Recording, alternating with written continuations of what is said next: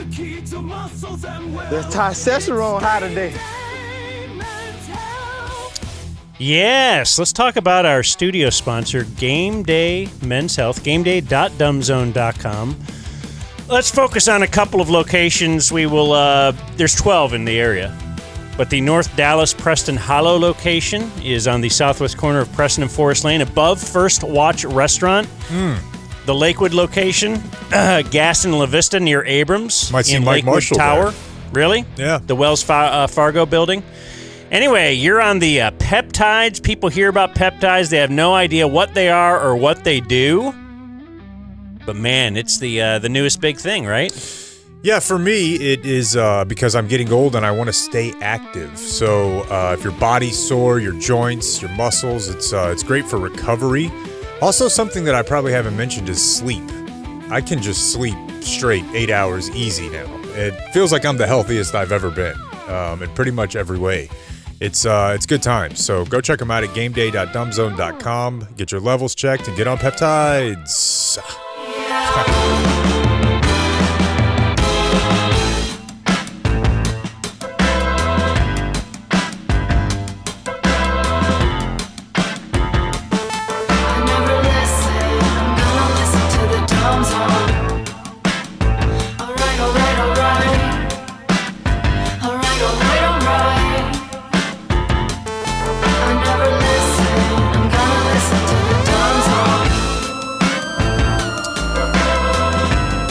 Hello, friends. It is your old friends, the Dumb Zone. I'm Dan McDowell. I'm Jake Kemp. I'm Blake Jones. We have Foodie CK here as well. It's been a good day for me, I believe. I got bossed by the security guy here at Fox 4. You know what I started doing? Beating him to the punch. Preemptive boss? Yeah. And then it sounds And then he's all confused? No, he does it back. Boss? It starts to sound like a kid's movie where, hey boss, and I, hey boss, and then we just sort of fade, hey boss, to each other. Try it. Well, then I followed that up with, so I'm feeling down. But then, pepped right back up, because there he is. In the big bathroom, which I go to, is Sean Rabb. Oh, yeah. Fox 4 News. And it's just great to see him. He brightened up when he saw me as well. I think we got something going. Were they hiding in there? What does that mean? Whoever he was looking to track down? Yeah. Get to the bottom of it? No, he was just checking himself out in the mirror, getting things right. Was not on the phone with the phone held in front of him with a speaker. A rare moment. Yeah, I don't know that I've no cigarette. It was great. On our run sheet, which is only available to us, you can click on that little link I got there.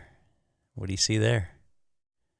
That's a DZGSE countdown clock. 9 days, 6 hours, 26 minutes, 27 seconds as of now. But cool. Very exciting. Yeah, you definitely the guy I know with the most experience making these. Absolutely. Who was the last one? Bob used to make them. The Olsen twins. It wasn't me. Such Freddie a dude. No, what didn't you have one for Catch Me Outside, Girl? That was Mino, I think. Damn, that's one that I don't know. It's almost like everybody won there because she was so overtly slutty as a teen that it's not like you really had to update what you thought about her. Didn't feel good. Right, it wasn't like Miley Cyrus gets hot and you're Mickey like, oh my Mouse God. Club. Oh no, I've seen Miley Cyrus when Right. she was like 11. Just, yeah. Cash Me Outside girl bought her mom's house, paid it off, got a big fake ass, and started making millions of dollars. Oh, it's fake? I feel like there's got to be a lot. I just assume everything everywhere, Blake. Is fake? In some way. That's a good way to live. So then what's not? What's real? Jake had one for Bendy Irwin. All right, man. You did. But that was only because Oh. after Steve Irwin died, it was clear that she needed a male figure, So instead of going to the mother and becoming the stepfather as the male figure, you decided in the to scenario do the other stepfather videos. that we had created, I was able to win over the Stingray, which had assumed ownership of her after it killed Steve Irwin on a boat, which is apparently a thing that happens. So you had to ask the Stingray for his permission. Correct. To walk the daughter, or Correct. Swim the daughter down the aisle. On today's program, viewer mail. It's Thursday. Isn't that weird?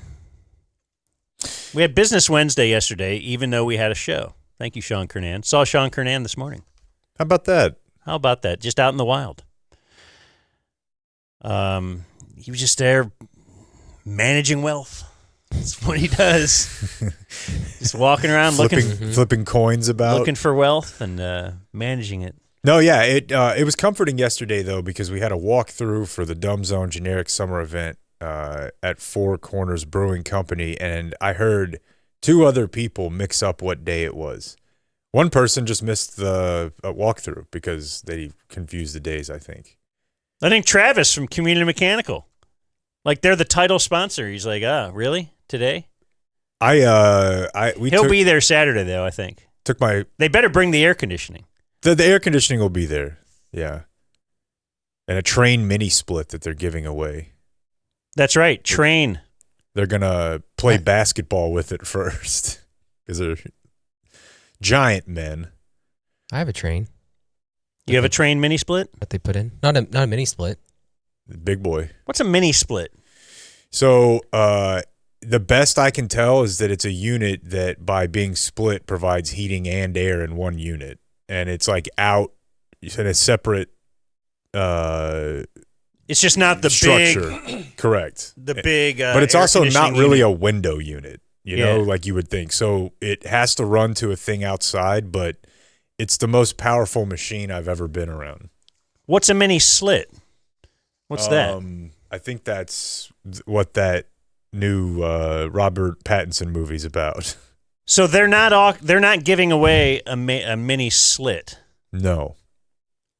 All right. God, I don't know. I'll still go. It must just be that the phone is listening. Don't you love that? I just feel like that's an auto dummy take.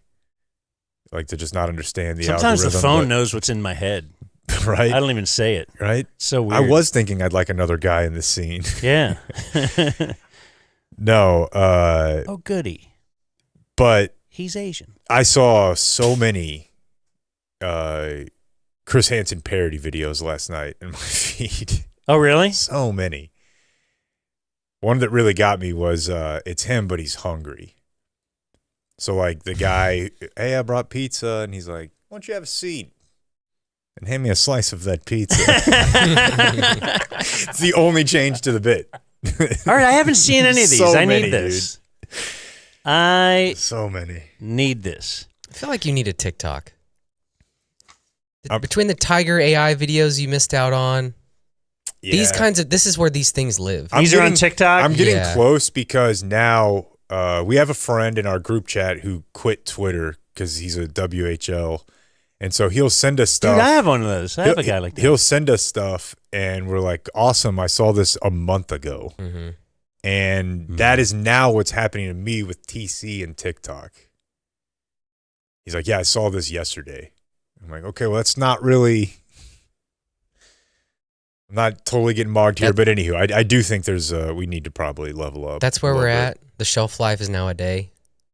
We're going to be the Daily Show of TikTok, right? You can do it the next day. Sure. I did want to follow up. Oh, yeah, we're doing the Harlem Shake at the GSE, right? Yes, it's confirmed. Right. We're never going to remember to do it. We have to do that. I know we have to, but we're not going to remember. I want to do the bit where we're all frozen. Who are you going to poop on? I don't remember. Yesterday we had Mark Cuban on. That was a lot of fun. If you're able to go see that. If you want to subscribe, it's DumbZone. I don't even know what dumbzone.com, or you can go to the Patreon. Patreon.com/thedumbzone. The DumbZone. Okay. We never really promote that, but we could. We're not going to insult your intelligence. You can figure it out. He was very kind to give us that much time. Yeah, no, he was good. But I had said before that, or maybe even during it, like I think Luka's coming back, and I want to tell you why. And here's my theory. This is what I'm going with right now. Because already he's in shape, right? Oh, Luka got in shape. Wonder one of the reasons that he got in shape. Well, he's with like the guy whose whole thing is it's Tom Brady-ish, right? He's built his body, and that makes sure that gets enough fuel and the proper amount of rest, and like LeBron knows that's where his money comes from. His body, taking care of his body. So LeBron heavily influences this guy, huh? Interesting. Was his favorite player growing up. He just joins his team, and now he's just going to start getting in shape, just like this guy. What else did LeBron do? Went back. Went back to the place that he called home. Went back to the place where the passion, the true fans, the ones who saw him as a baby, as a 19-year-old. And it was like you know what, if I could go back and deliver this to those people, LeBron will tell them, look, I don't like Dan Gilbert. Tell you the truth, I don't really like Jeannie Buss. Who cares? These are all nameless corporations, whatever, dude. He's not going to be, his life won't be better or worse whether you're there or not. It doesn't matter. But those people, that's where it all really comes from. I'm just going to let you guys know how vulnerable of a person I am right now, because a minute ago I was just saying to myself over and over in my head, don't engage with him. Don't engage with him. Don't engage with him. Flag needs a hump. And now it's like he just handed me the bottle, and I'm like, why don't you pass it over? Pass it over. We'll do one. Let's drink Didn't one. We'll do a little quick. Leave the year after they made the finals? Huh? LeBron? Yeah.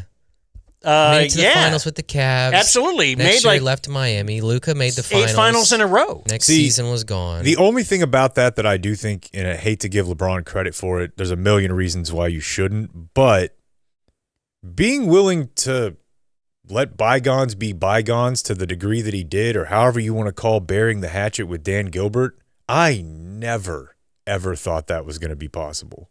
Like when you read that letter, it's like, it was one of the first times you'd ever seen an owner talk like that to a player, for sure, of that stature. And for LeBron to go back, I don't know. I do think it makes it more likely that other people do it. But it's also LeBron, his hometown. And yeah, but LeBron thought, big picture, whatever on this guy. Yeah. Like I said, he's going to make money. He's going to lose. It doesn't matter. But what's going to be the best for me and my legacy? And that made him just double beloved. Like going back, and then when he left again, everybody's like, yeah, but he came back and he gave us he gave us what we all wanted. We had never had that. He brought us that championship. I don't know. Just think about it. I'm glad you're taking a sip. You're a sick man. Take a sip. I need to call my maybe I should start to get Luka into Cooper sponsor. Flag, because I'll see the one thing that he needs. What do you think when Kyrie, I don't know what he's going to be when and if he ever comes back. Cooper Flag's going to need somebody to give him that ball in just the right spot. There's one man that can do it. As he takes the league minimum. Like he doesn't even care. He just wants to help those people. See, I thought there was a those chance poor people that who were so hurt. you were going to pitch LeBron as coach. Ooh. Don't get me... No, Dirk is coach I think in this scenario. LeBron, I feel like LeBron would be one of the best, if not the best, basketball coaches of all time. He's got a top 5, player IQ, but he's not a functional moron like, say, Magic Johnson. You know what I mean? Like LeBron, I know that, there's the Ted Williams thing. Yeah. There's the... Jason Kidd, I would player IQ. But... I would tend to lean more towards I want scrubs as coaches. But I think LeBron just has an ability, and he's like kind of dorky. I think he could be he would never do it. Bronny would have to come over. He's got to continue to try to make the bunny from Space Jam trans in each one of his movies. Yeah. Sorry about that, Blake. Well, we're already in sports. That's kind of sports. But Sports Today brought to us by Puddle Pools. Saw my Puddle Pool guy out there yesterday was cleaning the filter. Love me some Puddle Pools. Puddlepools.com/dumbzone.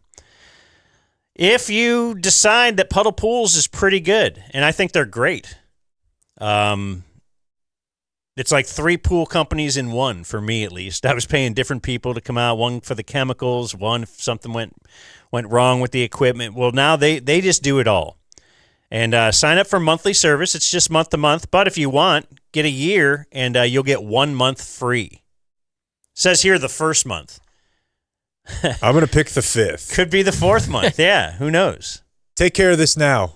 The summer heat is arriving, so they let them get your pool in shape at puddlepools.com/dumbzone, puddlepools.com/dumbzone. This is the best my pool has ever looked. We're having people over on Friday. I might roll on it as I just stand there and gesture towards the pool with my head. Look at that. Huh? It's fantastic. They're great, man. What do you think of that? I remember they even found that problem in your pool. Your old pool guy did not note that. Like the little, what's the little spigot thing that's shooting the water back in? Spout. I don't know. The spout, the little gun. But it was spitting out little chunks of something, debris, and it was like they found like a hole in his filter. So they're on it. Puddlepools.com/dumbzone. They're all over DFW as well. Yeah. Puddlepools.com/dumbzone. I want to start with this just because it's funny, and then we'll do college stuff if you want. But it is. I saw this: Kyler Murray versus J.J. McCarthy. Did you guys see this? Yeah. This was Kyler Murray is asked about, J.J. McCarthy, so the new Vikings quarterback and what used to be the next Vikings, you know the story. So J.J. McCarthy, anyway, Kyler, who, by the way, voice doesn't match the look. Like the city and the team match. Like, don't you think? There's no doubt. Like Kyler looks like you would expect Patrick Mahomes to look. I was going to say Kyler needs Mike Tyson's voice, and Mike Tyson needs Kyler's voice. When you first heard Mike Tyson talk, you're like, oh, what? He's talking like that, you little guy. And we've debated whether or not there's compensation happening, maybe subconsciously. Like if you're a little guy, do you just start talking like that? Although he's built, so who knows? But he definitely sounds like a quarterback. We said you debated that, but people have told us, right? He used to talk like that in high school. Yeah. Yeah. So anyway, tiny Kyler Murray talking about J.J. McCarthy. Tiny. With JJ to this point? It's been great. Obviously, I know he's a younger guy, so any way I can help him. Obviously, I feel like I've played 7 years now, going on 8. So I'm considered a veteran, even though I don't see myself as that. Give him any knowledge that he needs. Again, we're both competitors, and I know we both want what's best for the team. Has he been receptive to hearing criticism? Of course. Yeah, he's overly acceptive, and he's always communicating, asking questions, stuff like that. So it's been good. Overly okay, wow. That sounds like their things are going great. Right. I'm so glad I'm a Vikings fan. Okay. Let's go over to J.J. McCarthy. Let's ask him what it's like to be with Kyler Murray. JJ, what's your relationship been like with Kyler so far?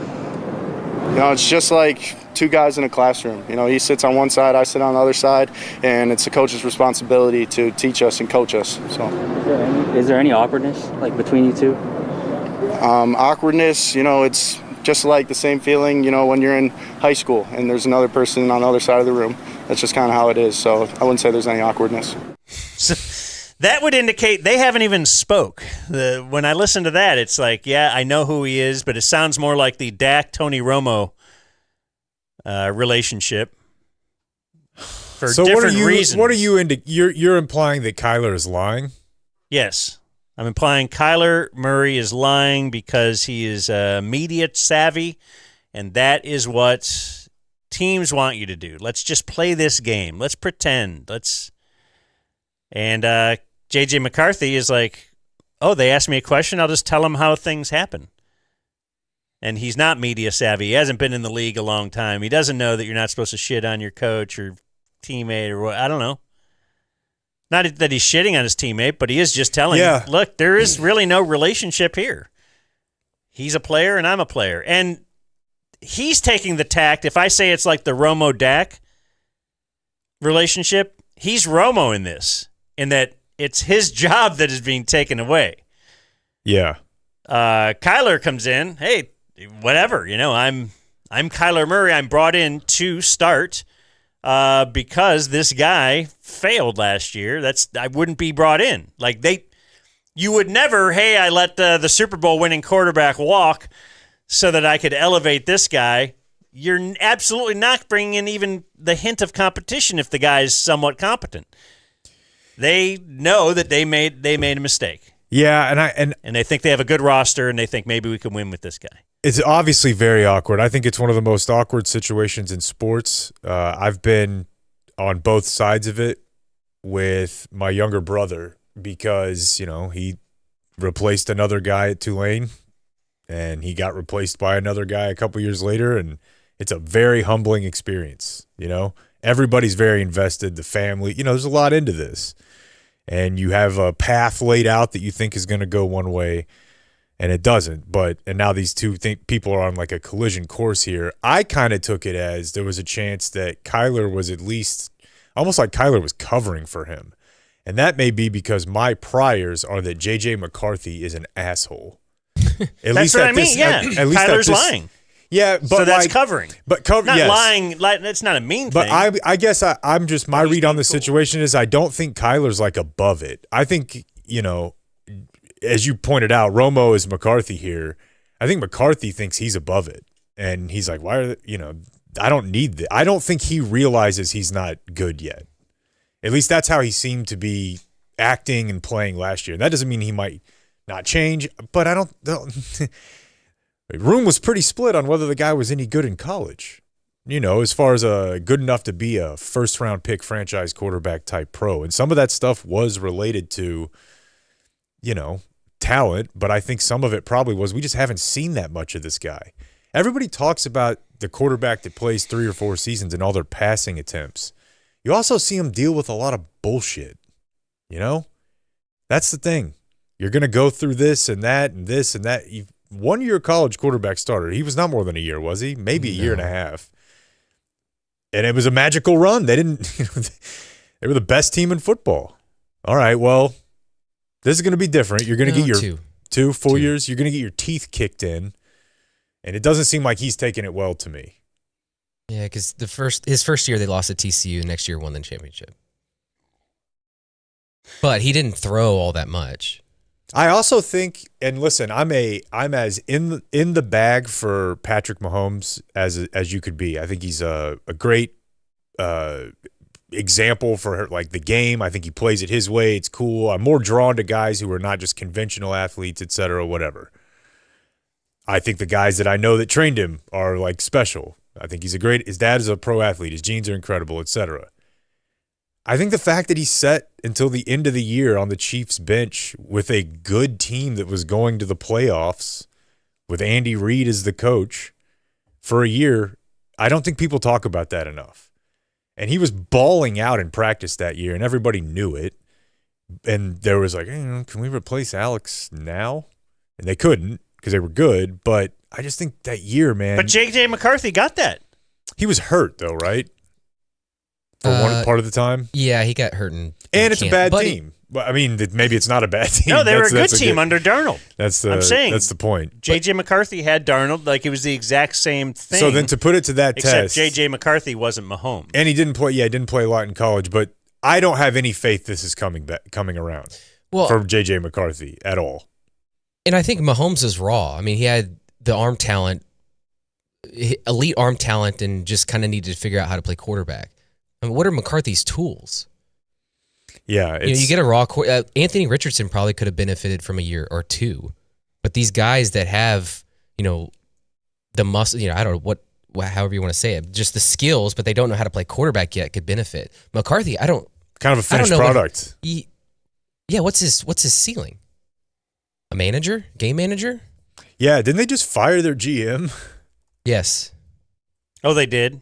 Yeah. Yeah, like in the last month. Yeah, they had a 14-win team and then didn't make the playoffs. Did they wait till after the draft? No, they did it. It was before the draft. Okay. But this pick got him fired. You'd have to think. You had Darnold. And Well, Darnold yeah, wins the that- Super Bowl. Yeah, the GM is.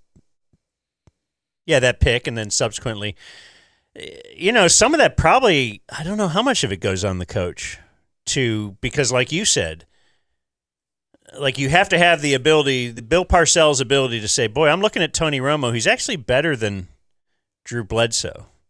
The sports world just wouldn't believe that. This undrafted guy is better than a guy with 40,000 yards passing, but I'm going to have to. So they're watching him in practice. They're watching Mahomes. Like you said, he's balling out. They have to be able to identify that actually he is very good, and this is going to be a good transition. So if they were watching J.J. McCarthy in practice, now perhaps he was injured a lot of that first year, so maybe they weren't able to. But even if he who sucks knows? at that point, Maybe you're the coach- committed. Yeah, well, maybe the coach said, yeah, I don't know here. I'm just not sure. And the GM is like, look, we made the pick. We're gonna put him in there. We got a good roster around it. And Sam Darnold's just Sam Darnold. Come on. He certainly won't. This won't come back to bite us. It's a fascinating thing. I mean, look, Kyle Shanahan was very wrong about Trey Lance, the guy who, in one of the most. Not after he had him in practice for a year. Sure. Then he was ready to move him the next year. That's the thing, is realizing a mistake and doing it right away. Like if you're. Oh, do we have a spot? I was just gonna say, like if your Or are you doing a thing? floors are messed up. Oh, okay. I don't know. Let's do it. I don't know. Felt like it. Flooring Direct DFW. That is the website for you to go to take care of your floor estimate. That's what they're going to come out and show you the floors in person from Flooring Direct, so you don't have to go to a showroom. They just bring them out there to you. FlooringDirectDFW.com/dumbzone. Deals aplenty. 36 months, 0% financing, or you can get your entire project for less than $100 a month. It's FlooringDirectDFW.com/dumbzone, Dan. They move your furniture, like they move it in and out. They treat your house like their own. Got a couple of emails recently just about people that are very, very pleased with FlooringDirectDFW.com/ It works DZ both ways. or dumbzone. Okay. Yeah, you want to talk about the college football? Well, there's a lot going on with college football these days. One, they announced that big noon kickoff, the first Fox game of the year. Did you see that? No. Indiana hosting. Ohio State? Nope. North Texas. Okay. Yeah. Get to see the national champion. Okay. Against, our boys. Against Neil Brown's Mean Green. Neil Brown. Let me get myself. Recently at West Virginia, Okay. where he was fired. Oh, that's right. They lost the coach because The coach and Coaches in quarterback. Oklahoma State and took the quarterback and GM. half the team.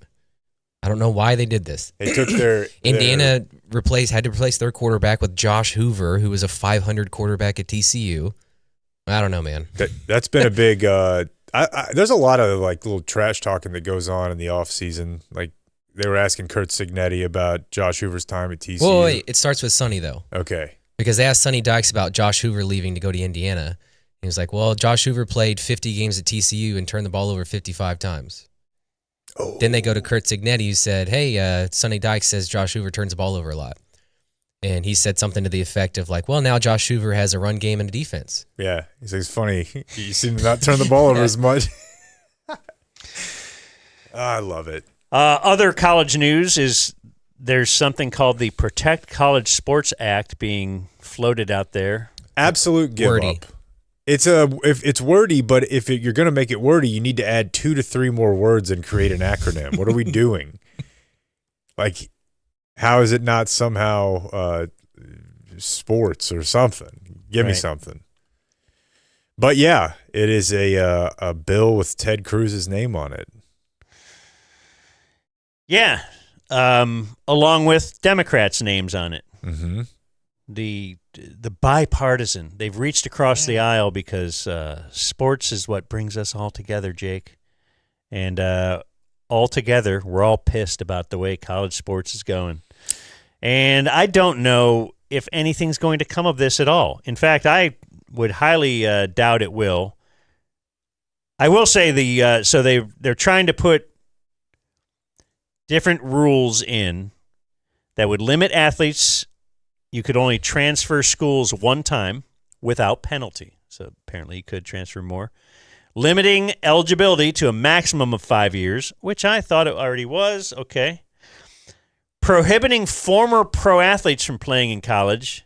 We just recently talked about this. With cubes. That is happening now.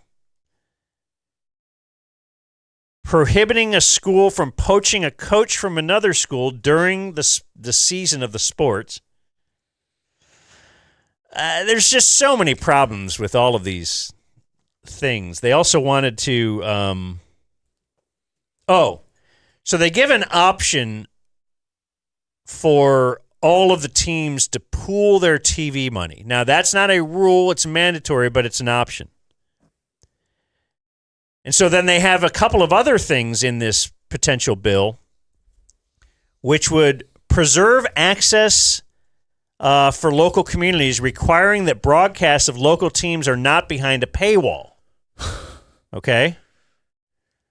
Also, they have a thing that reestablishes regional rivalries, would require some schools to restart rivalry games if they compete in a conference without 3 or more of their top 10 most played opponents.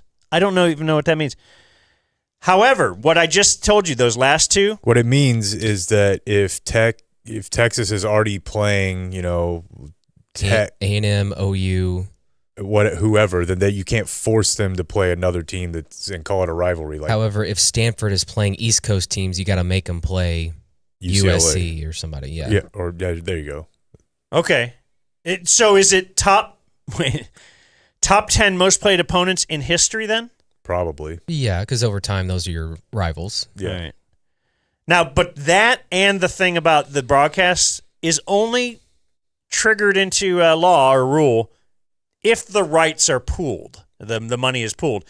And the money is not going to be pooled because the Big Ten and the SEC are like, back in the 70s when they first floated, what if we did Major League Baseball said, what if we did the revenue sharing like the NFL does? And the Yankees are like, why? Now? Yeah, I bet you do the Royals. Yeah, the reason George Steinbrenner famously said, the reason I bought the Yankees was because of all the money that I'm going to make. And no, I'm not now going to share it. I don't know. Okay, this all so, to me stems from them actually not wanting to pay the players. Like even now, they're not really paying the players.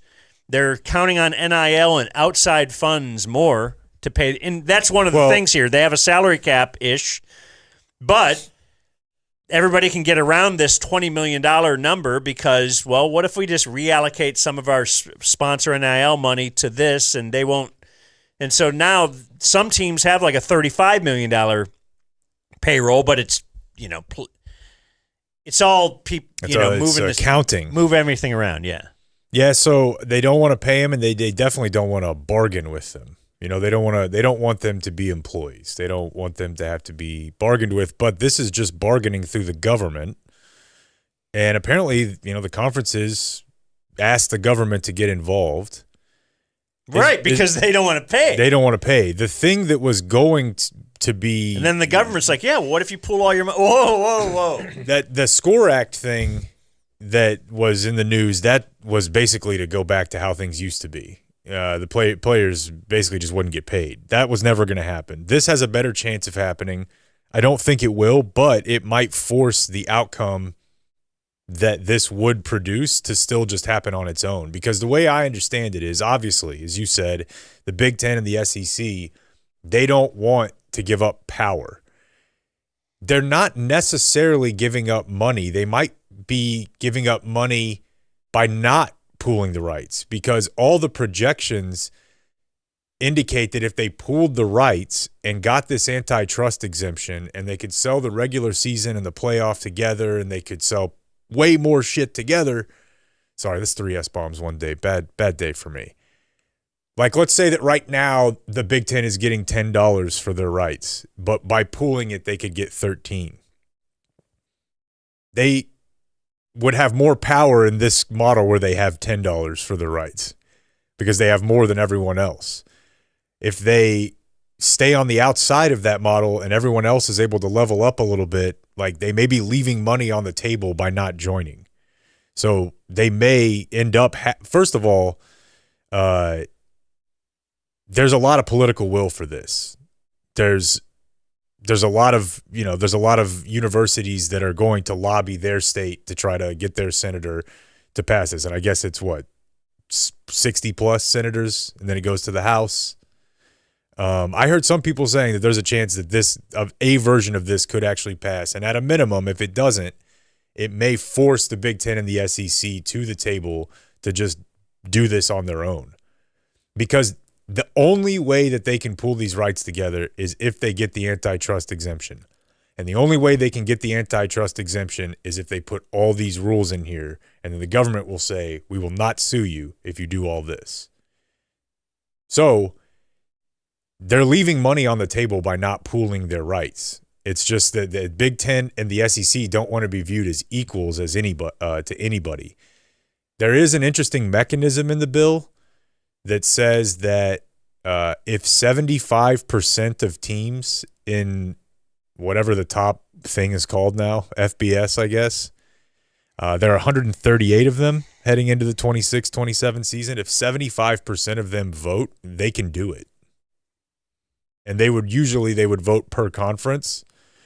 And the Big Ten and the SEC have, I think, 38 teams, which if you subtract out of the full FBS number arrives at just over 75%. So this could happen whether they want it to or not. They could just be left out in some way from that increased revenue. It's a mess, but I think this is good. Now that I kind of understand it a little bit, almost everybody wants some rules in. Like whether you're my dad and you're like, I thought a scholarship was enough. Or you're me. Yeah, but at some not point, me, but you're like, I don't know, a 17-year-old Zoomer kid now who's like, I think I should get to play for 13 years at 12 schools and make everybody. The common sports fan wants there to be some rules regarding transfers, eligibility, enforce the salary cap if we're going to do it, right? And the only way to do that is to get this is like the Joel Klatt model, but being forced by gun.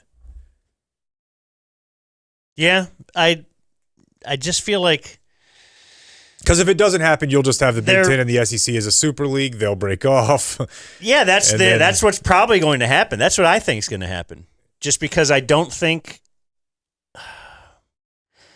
a lot of these things do sound good and logical, but then in the end, they're still going to, like you said, say that these are not employees, even though I'm paying them millions of dollars, the players, just to avoid them being able to actually collectively bargain, which would be a tough thing for them to do anyway, just with the short college career, But I'm sure some lawyers would get together and get a players association type thing, college players association, and bargain for them. But because then you would have to see what the real revenue is, and they would get to share in that.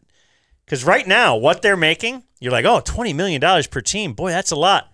It's not. Could you imagine if an NFL team could only pay their players $20 million? Because a lot of these college programs are making the money that NFL teams are making. At least. You got TV money. You got you got pulling at the heartstrings money of donate. When your team gets good, you think Indiana got some good donations last year? You think that fired up Mark Cuban to fire some more money into them? We always talk about what Johnny Manziel meant for A&M, just in donation money. So it's not just that they're going to make more money because of selling more beer or whatever they do at the stadium. That's why I just think this is all like they just actually want to be the business, but pretend that they don't have to pay the people, and there needs to be one governing body that actually has some teeth, Like you said, they're trying to make Congress their governing body. In a sense, they're kind of trying to make like Fox and ESPN their governing body because the only thing that will tie them all together will be a broadcast thing that has like a weird runner on it that gives the rules of college football and says we won't sue you over this, which is a strange way to arrive at a governing, document. But then that's relegation. I mean, that may end up what this is without the actual mechanisms to move up and down. But I mean, why can't NFL coaches act like college coaches? Why don't they just take jobs? And why doesn't another team just steal? Well, because the NFL doesn't allow it. Right, because there's a governing body that sets the rules, and they. Yeah. Every college conference wants to have the biggest D, and that prevents any of them from ever, growing the pie in the way that maybe you think they could if they acted collectively. This is all, communist. It's just what everything is, right? It's private equity. That's probably me. Yep. It's private equity. It's coming in like what's the absolute most amount of money we can make? Well, let's keep trying to find it because we keep putting prices higher and this and that. And oh, wait, players have to get paid now? Well, we need more money now. Well, wait, no. We're saying they should get paid out of the money you're getting already. They're holding on for dear life, but I think it's a better place now than it was at any time in our lives, right? I understand that the good teams don't play the good teams you want them to play as much anymore, but in a world of trade-offs, college football is so much better now than it was 40 years ago when you're having to try to get a guy to pay for your burger. Yeah, getting suspended because you were given stuff like that. Bought a meal. It's ridiculous. That's all. Yeah, that's all ridiculous. That was in our lifetime. It's always been ridiculous because of their not wanting to pay. No doubt. At least we got to see our rivals play. I understand. And you know what?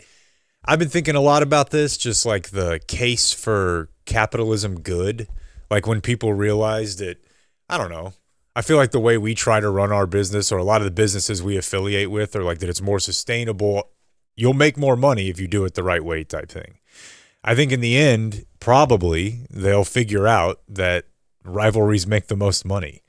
Like they'll reschedule Bedlam in the next 10 years and it'll never go away after that because they'll figure out we're just going to we can do anything we want. There are no guardrails anymore. Just put all the money games back on and play them all at the White House. Dude, have you seen those pictures, man? My brain, I don't, it's not a political thing. I don't care if they put a football stadium there. I would think it was cool. It looks wild to see like cranes at the White House. On NFL Fever 2004, you could play on a battleship. Maybe we could do that. They used to play basketball tournaments. Live from the Strait of Hormuz. Oh, yeah. Oklahoma and Oklahoma State. Intrepid or something. Yeah. They would play, ESPN would have like a college, like an A-10 tournament or something I'm like, damn, America. I have one more sports thing, if I can. It's real quick, but it's that SGA. Oh, you guys seen this? Yeah. No, I just don't like hearing that. Send a cease and desist to Underdog Sports. Yeah. Regarding your game, Blake. What's that? The Operation game. They're selling For a real? board game Yeah. called Unethical Hoops. Is the game like Operation, except you're trying to perform surgery on a patient in Operation. But in this game, you try to take a ball away from SGA. Well, it says here a player named Shea, S-H-A-I. That could be literally anybody. Right. Lots of people are named that. You have to try and take the ball without fouling him, but if you hit the little thing, it buzzes and it's a foul. So they created this. It's an actual board game, and they held a contest to give away 100 copies of the game. Dylan Brooks promoted it. You saw that. Good bit. Along with the cease and desist, the lawyers demanded that all the board games be destroyed. All the ones that are like, you can't even... Post a video like it's Office Space. Let us see it. Yeah. So he's drawing a foul on this board game. Yeah. That's real. What a weenie. Well, you will be very happy to dude. know that our friends at Underdog, they're standing by. Right? Like they announced, hey, we're did they say they will neither cease nor desist? They said, yeah, correct. All right. Here's their statement. Shea has made hoops all about foul baiting, and now you're stuck guarding him in Underdog's new board game. Don't get baited. Steal the ball without getting whistled. Okay, that's from the original thing. Their response is, we've poked fun at Knicks and Lakers fans, the Red Sox owners, the Mets, and more. We'd like to have some fun with whatever's in the sports fan zeitgeist. If you make like $20 million a year or $30 million a year, whatever, you're probably like, okay, let's go sue them. Yeah. Just try. Let's give it a shot. Anybody else have more sports, or would we like to go right to the old letters from listeners? Let's go to letters from listeners. Some of them, I have a sports one. Wait a minute, Uncle Hotmail. I got a couple gummy thoughts in here, so we could lead with those and tell you about Early Bird CBD. EarlyBirdCBD.com is the website. How about you gear up for summer with some drops? Ooh. Little drops of liquid. Make yourself a little, I don't know, mocktail, cocktail, TH socktail. But you put a drop in there and you can make yourself a nice little refreshing Is there a word beverage. for it? Water soluble, meaning they can seamlessly be mixed in any drink. There's 0 calories, 0 sugar. I love them. Little pool drink. Go check it out. The promo code right now is DZ20 at earlybirdcbd.com. Promo code DZ20 get you 20% off at earlybirdcbd.com. Chris in Rancho Bernardo has a gummy thought. I was watching NBA the other night. I saw Shea Gilgeous-Alexander. His name is so long, the announcers will just call him SGA. Gummy thought popped into my mind. What if his first name was Nick? Nick Gilgeous-Alexander. Do we still shorten his name? No. We don't. He says they couldn't call him NGA because it sounds so close to NBA. That's definitely why they couldn't call him that. Right. That would be super confusing for everybody. I have one more gummy thought, unless you have some others to throw I have in. one. Okay. This from Anthony. If you flipped Canada to the south and Mexico to the north, would the northern blue states and the southern red states flip with it? Because that's hard to picture Minnesota with Mexican food and the wall. Restate the thought. Basically, if you just put Mexico where Canada is and Canada is where is Mexico, like, are we playing hockey down here? No, because that's a weather thing. I'm just trying to think, would Minnesota and Wyoming have Mexican food? And how weird would that be? That'd be pretty weird. I like it, Anthony. I've got one from Josh. Are there any better named animals than the woodpecker and the anteater? Their name is what they do. No confusion. Right? Yeah. That's strong. Gentlemen, I'm sure this Hotmail found you. It's still the best way out there. Jake is a mid-40s school administrator in a North DFW suburb and legislative activist. I really do appreciate your public school discussions. I hope it has opened some listeners' minds. Here's my gummy thought. Oh, wait. That's the one. Jesus Christ. Why didn't you tell me when I started reading it? Because I was going to see how far you... I didn't know. What was it? He then says, are there any better named animals than the woodpecker and anteater? Run it So back. Jake didn't want to read the nice stuff about Jake. And I was like, funny. Jake would like to hear that. No, I just cut that part out. Well, he also cut out when Josh wrote, now let's see what's in this large manila envelope. Dude, I made a Bud Dwyer reference among mixed company the other day, and let me tell you something. He ain't exactly Mickey Mouse culturally. Oh, wow. Do you have to explain it? I pulled up and just said, never mind. Yeah. You know what? Never mind. Never mind. Shouldn't have done that. No, if you watch the video back of what just happened, that's as hard as I've ever stared at you ever. I'm like, as you're reading it word for word, I'm mouthing it. Well, then let me read this one. It's not a gummy thought. Are we done with gummy thoughts? Yeah. This is DZ20. in response to, do you remember we were talking about sign language a couple weeks ago? Then we got an email last week wondering about Chinese Sign Language. Yeah, is America, because they'll always say this is American Sign Language. So is there Spanish Sign Language? Is there whatever? Greetings, Dan. Happy Tall Boy Friday. This must have come in last week from Dan in Austin.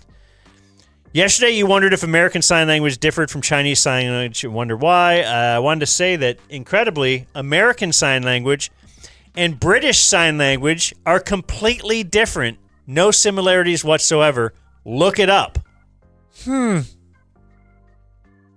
good. I'm going to look it up. Dan in Austin, DF number 41. That just makes absolutely no sense. I agree. I'm going to write a letter.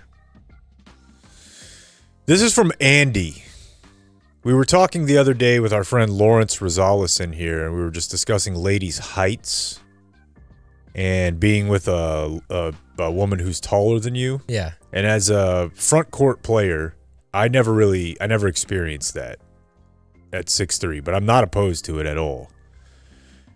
Andy weighed in and said, after listening to Lawrence Rosales ask the question, have you ever slept with someone taller than you? I have a decent perspective on that, as I'm 5'8", and my wife is a touch over 5'9". Lawrence had said he thought this would suck. My thought was, I bet it feels awesome, because it feels like you slayed a dragon. It's like you've rolled into the arena and David and Goliath. Andy says, your line of thinking is spot on.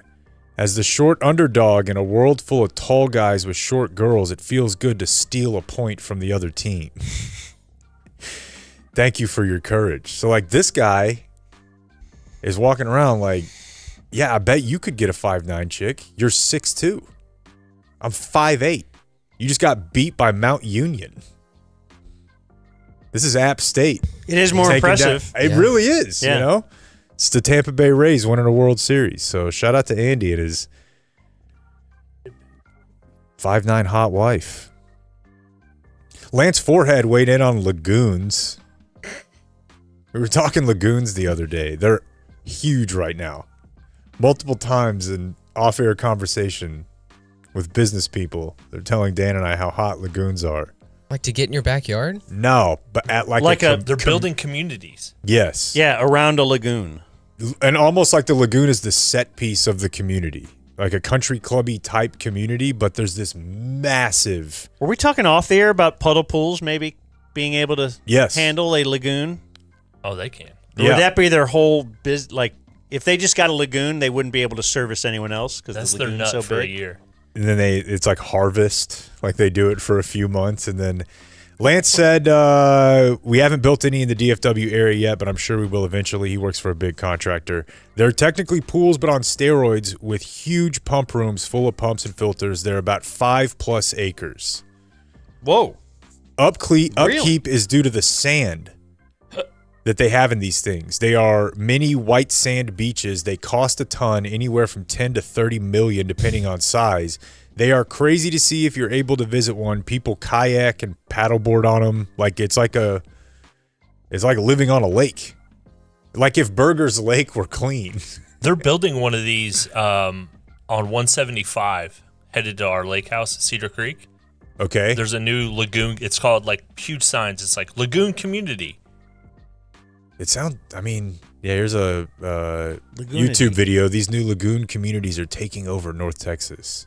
Lagoon Community. Did you say Lagoonity? Lagoomity. I'm trying to, we're working on it. Lagoomity feels like your new bean restaurant that you were trying to pitch me on. Lagoon, yeah. Dear Dr. Dan, is there any chance we get a recap on the SNL fantasy season now that season 51 has ended? Oh, my God. And this is signed sincerely, definitely not Kevin Turner. And it's not from Kevin Turner, I think. So, didn't you score no points? Yeah, me and a couple of others. What did you want me to do? You forgot we had the draft, and I had to go to it. I didn't do the draft. That was I don't 2 know years how in a row I missed the draft. I don't know, and I watch a lot of SNL. I'm into it next year, though, man. I can't wait. I watch the sketches on YouTube, but I don't know who any of the famous people who host are, dude. I'm out, as my son says. I got a movie trope.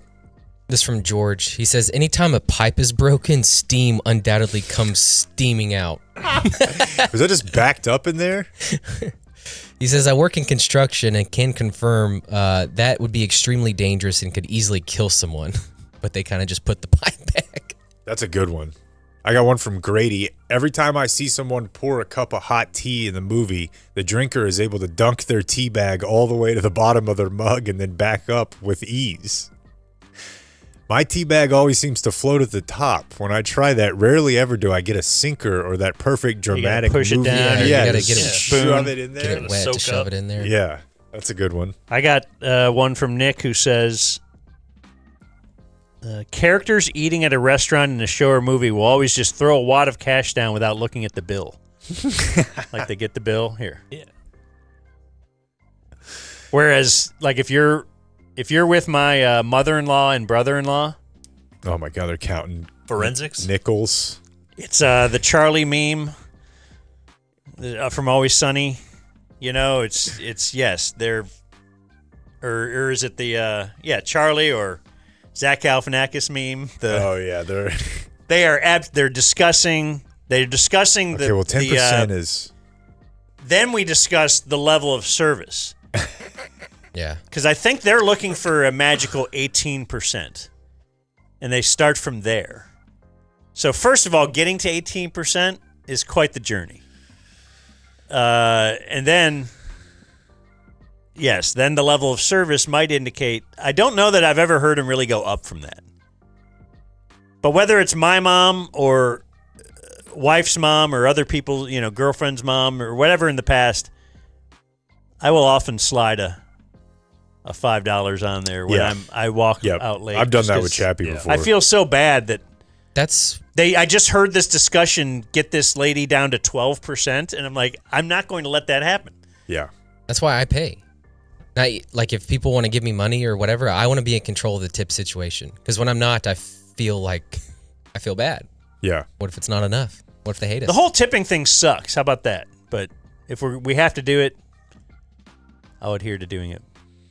This is I mean, in the right situation. Like, I don't want to tip the person who made my coffee, but if you made my Chili's experience awesome. Yeah, but if it never existed and everybody just got paid the right amount.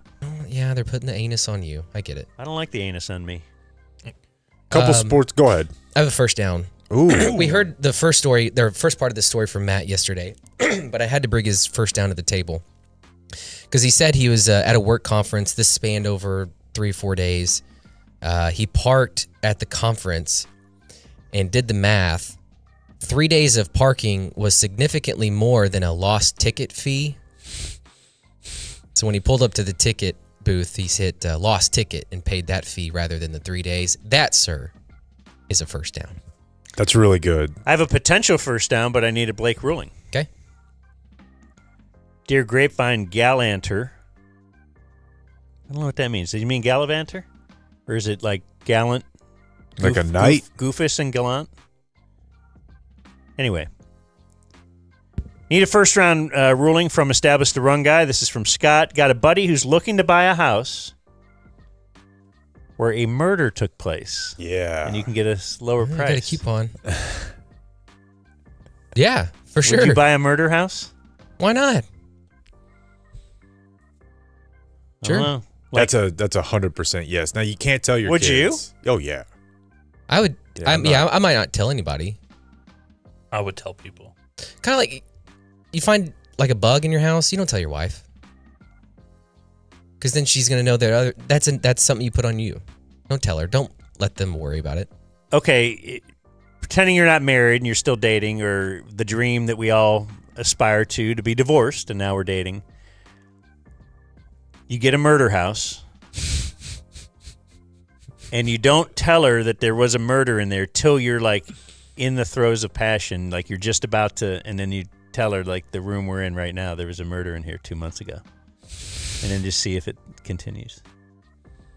And she just finishes right there. Yeah. You're like, whoa.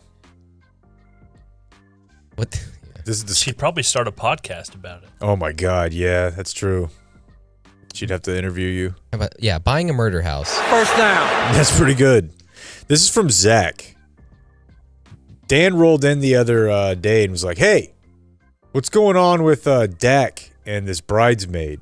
How come we didn't follow up on that? TMZ Dan over here. And just cover the Cowboys. the story was that, obviously Dak was engaged to be wed, and then right before the wedding, they called it off. And the story was that Dak was seen, at the rodeo with one of the girls that was in the wedding. Dak had a good time. And this listener knows Dak, but more specifically knows the girl. He knows Dak sort of through the girl, but he knows the girl. He says, I have news on the recent Dak-Caitlyn rumors. I cleared this with Caitlyn before emailing, so it's good to use on air. I used to be roommates with her when I moved down to Houston, and I met my wife with her through her and a few other friends, but I've known her for over a decade. He provided some level of proof of this. I'll just tell you that. Because I said, dude, come on. He said, to cut to the chase, they have been friends since college and still are friends now. She has dated a few pro players that she's met through Dak, but never Dak himself. On the bridesmaid front, she was a last-minute ad because she had to step in for one of Sarah Jane's friends. But Caitlyn has helped watch their kids, set up their engagement pictures, etc., so just helping and being a good friend. Of course, we've joked about it before, but she's always maintained that they're just good friends and she would never date him. Just from a guy's perspective, from what I know, it seems like Dak is handling everything well and has made the right call to move on. So I'm also projecting a Cowboys Super Bowl this year. Did he make the call to move on, or did the lady? Don't know. I was kind of under the impression she was upset with his... He just doesn't exactly seem to be his like poon hounding. Staying inside. But of course, I read that on... Yeah, I read that on TMZ, I read this on TMZ, so I suppose... I'm starting to wonder if here's a final. Wonder if they're real accurate. Final. As accurate as anybody else. He says, as for the PBR event, it was Shoddy's wife's Instagram post that started all the rumors. You would also be proud to know that Caitlyn loves Shoddy's wife and Shoddy himself. She said he's just an all-around awesome guy and fun to be around. I'll bet he is. That's the thing. You don't want Houston. That in your coach. No, like you think. That's the problem. Is Bill Belichick an awesome guy and fun to be around? No. I don't know. I've seen some fun pictures he's been in lately. Nick Sirianni, fun to go to the PBR with? No. You know who's fun to be around? Dave Campo. Great dude. Team with identity of the city. Yeah. Mason says the 2000s Pistons. No doubt. Really, those Pistons teams, even in the 80s, were just thought of as like, oof. So we were talking the other day about, I guess, swimming in the pool naked. How did that come up? Dan swims in the pool at his uncle's friend's house naked. Yeah. In Arlington, above ground pool, Uncle Gary, neighbor. Visiting from out of town, you're visiting your uncle from out of town. You're at your neighbor, the uncle's neighbor's house, naked swimming as a young boy. Yeah, like 12-ish. I don't know if that's better or worse. My cousin and brother. We just go. Yeah, no, I never thought about there could be surveillance. This thing is just fun. Lawyer Dustin mentioned something. His dad grew up in Rochester, Minnesota. He said they were visiting at Christmas one year, and they all brought up a shared family experience that a bunch of his relatives had. The elementary school they went to had a pool underneath the school. What? I think he said it seems fancy, but it was kind of common, like a heating thing. For some reason. In the movie, what's the one that your mom loves? It's a Wonderful Life. Yeah, the pool opens. The pool opens. That's sick. Because they're at the school for a dance, and the gym floor opened. So maybe that was a common thing. For some reason, all the boys and only the boys were forced to swim naked at their elementary school pool. When I questioned, they told me a story about how the pool filters couldn't handle something related to the swimsuits, but somehow girls were immune to said issues. I have no idea. My immediate thought was the gym coach was a pedo. After further reading, this is a thing. Male locker room nudity was just so commonplace they didn't even really think it was odd. They'd split the boys and girls into separate PE classes and the boys would swim naked. They were just letting this happen. I know Dan has spoken before about being traumatized by male locker room nudity as a child. Now, I am curious if he has a suppressed memory related to this. Like, did you swim naked at the club? Yeah, my dad's racquetball club where they did like nude locker room was just a men's club. racquetball club only. Women were not allowed. So yeah, you just walk locker room and then just walk out to the pool. Yes, Naked in the pool there too? oh yeah, and there was in With that adults? pool when you dove into the bottom and you looked, you would see a little tumbleweed of pubic hair. I swear to God. A curly weed. Just A tumble pube. bouncing along the bottom of the pool, like I have two what? I don't feel like we're talking about this enough. That I was a naked. And maybe this just is the It was the generational times. thing. And that's like the one where I'm more Blake than Dan. Because like I've gotten in the King Spa pool naked. And that, one of the eye-opening things over the last couple years for me is my wife and I went to that place a couple times. And, they split you by gender behind the scenes, and it's all dudes back there. And some of them were kind of like splashing around with each other and stuff, but I just thought, whatever. What? Then when you go out to the joint part, everybody's together, you're in saunas and stuff, but I told Noviello, and he was like, you were in the back at King's Spa? Is that the gay room? Well, I mean, it seems they were having fun, they were like kind of riding great. each other around a little. They weren't like doing Just it, though. hazing me.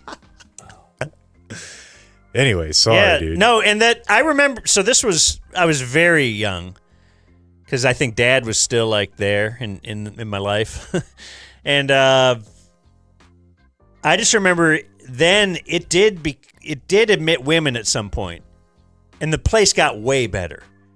Like it was a shithole when it was just for men. Like the ceiling is dripping, just things are falling apart. But like they were like, we had to clean it up if women are going to be here, and then it was much more pleasant experience. So women, not all bad. Yeah. I have two short ones to end for me at least. You guys can end it. I have Dear Uncle Sex Guy. My girlfriend and I ate at a popular restaurant in Providence, Rhode Island. We had a canned fish charcuterie board thing. Oh my! It was great and much more reasonably priced than the other apps on the menu. I couldn't help but feel like I was tin can mogging those around me while budget protein maxing. And I got a picture. I don't need to show you the picture because I didn't really know anybody on it. It said, this is from Tracy, who says, how is Jake not on the Richland High Wall of Fame? Oh. We need to start a petition. A Wall of Fame. I wasn't able to find the Richland High School Wall of Fame like online, but we do have the Wikipedia notable alumni. And I think you belong on here. Who we got? We have Kelly Blackwell. It says former NFL player. Okay. Now, we've never heard of Kelly Blackwell, but NFL player, that's pretty impressive, right? Sure. Trent Grisham. You know who that is? The Yankee? Yeah. I did not know he went to Did you know Richland. that? Current guy. Yeah, I knew they had a couple current guys that were like, they have 2 or 3, like big league regulars right now. Deshaun White. San Francisco 49er currently. I don't know who he is. You're going to get to, there's another. Rasheed Rice. Rasheed Rice. No. Of course. Arrested again? And Wendy Davis. Wendy Davis. She was the ran for governor. Mark Brooks won a tournament. He might have placed at a Masters. Okay, well, that name is not on here. Okay, good. But I was just going to say, a lot of other spares, it seems. He won the PGA. Gary Morris, singer and stage actor. Craig Lancaster, writer. Okay. Cambry Cruz, comedic storyteller and author. Okay, I'll let's be the look judge at her. of that. Yeah, She's a let's see. lady. Cambry Cruz. Oh, New York Times bestseller. Interesting. Oh, her bestseller is called Burn Down the Ground, a memoir, a book about her chaotic childhood with deaf parents. What? Is that worthy? Would that be bad to have deaf parents? No, I'm just trying to figure out if I know this person. You said she went to Richland? Cambry Cruz. Yeah, no, I'm looking at her now. She's, intense listeners of the show may note that I had a very hot girl graduate with me who was deaf. And I'm trying now to confirm. Well, this girl's like 50-something. Yeah. And her parents are deaf. She's not deaf. That was a really dumb point by me. But yeah, see what you guys can do. I want to chronicle our most absurd ways to celebrate America 250. Got a photo from our buddy Jason. What better way to celebrate America 250 than with good deals on Dubai chocolate bars? I don't know why I said it like my grandpa would, but it just... This is the new Dubai 9/11 chocolate memorial? to me is probably some sort of a psyop. The UAE's human rights record is terrible. Bad country in a lot of ways. But they've got a chocolate that has a very unique crisp in the middle of it. Have you had it? No. It's interesting. I know you're not a big sweets guy, but I love it. Like Kit Kat-y? Kinda, yeah. It's got like it's pistachio. Pistachio? What's the Why is normal way to pistachio say that? a thing now? Is it coming back? It's been at like Starbucks. It's coffee. It's a big player in You my call house. me old because I'm eating sardines and you're eating pistachio? Well, I think it's probably like microplastic removal related. It must be popular on Instagram because Are they the red things? They've been they're like green. What are the red things? They've been all over my house. She's been making dips with them. Mm-hmm. It's good ice cream too. Is it Hatch chili? Healthy snack. It's sizzin'. Is it stash season? Oh yeah, around May, right? Pistachio. Pistachio. Okay. Yeah. So I don't know why I did that. Pistachio. Just a master's degree in you. No, he's using British Sign Language. Hey. All right, that's all I got. All right. Then that's all we all got. Little note, too. In the movie It's a Wonderful Life, when the pool does open, do you realize why the pool opens? It's because George had stolen away Mary, right, from dancing with another guy. The other guy went and opened the pool and made everybody fall in. The other guy is Alfalfa from the Little Rascals, shortly before his death. Well, fun fact. You didn't think you'd get that today, did you? Look how excited Blake is. I'll go tell Sean Rabb. The Dumb Zone. And, of course, thanks again to Sam Anderson and George from Quaker City Nighthawks for coming on today's show. We'll see you tomorrow. As always, Uncle Hotmail out.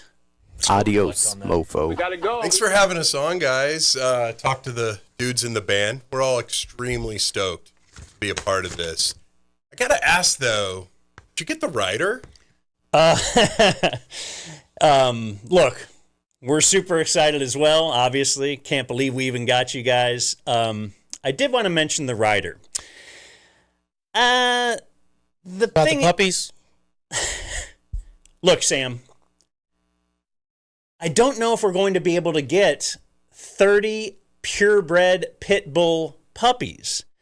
I mean, even if we could get them, where are we going to keep them at the event? Where are they going to go to the bathroom? That's a YP, big dog.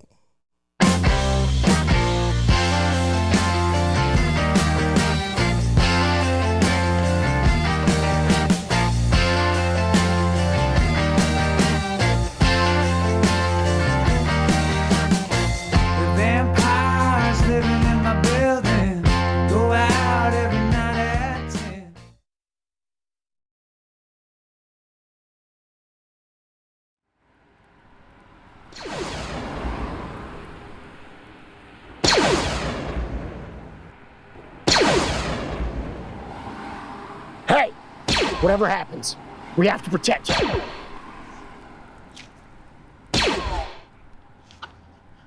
I'm out.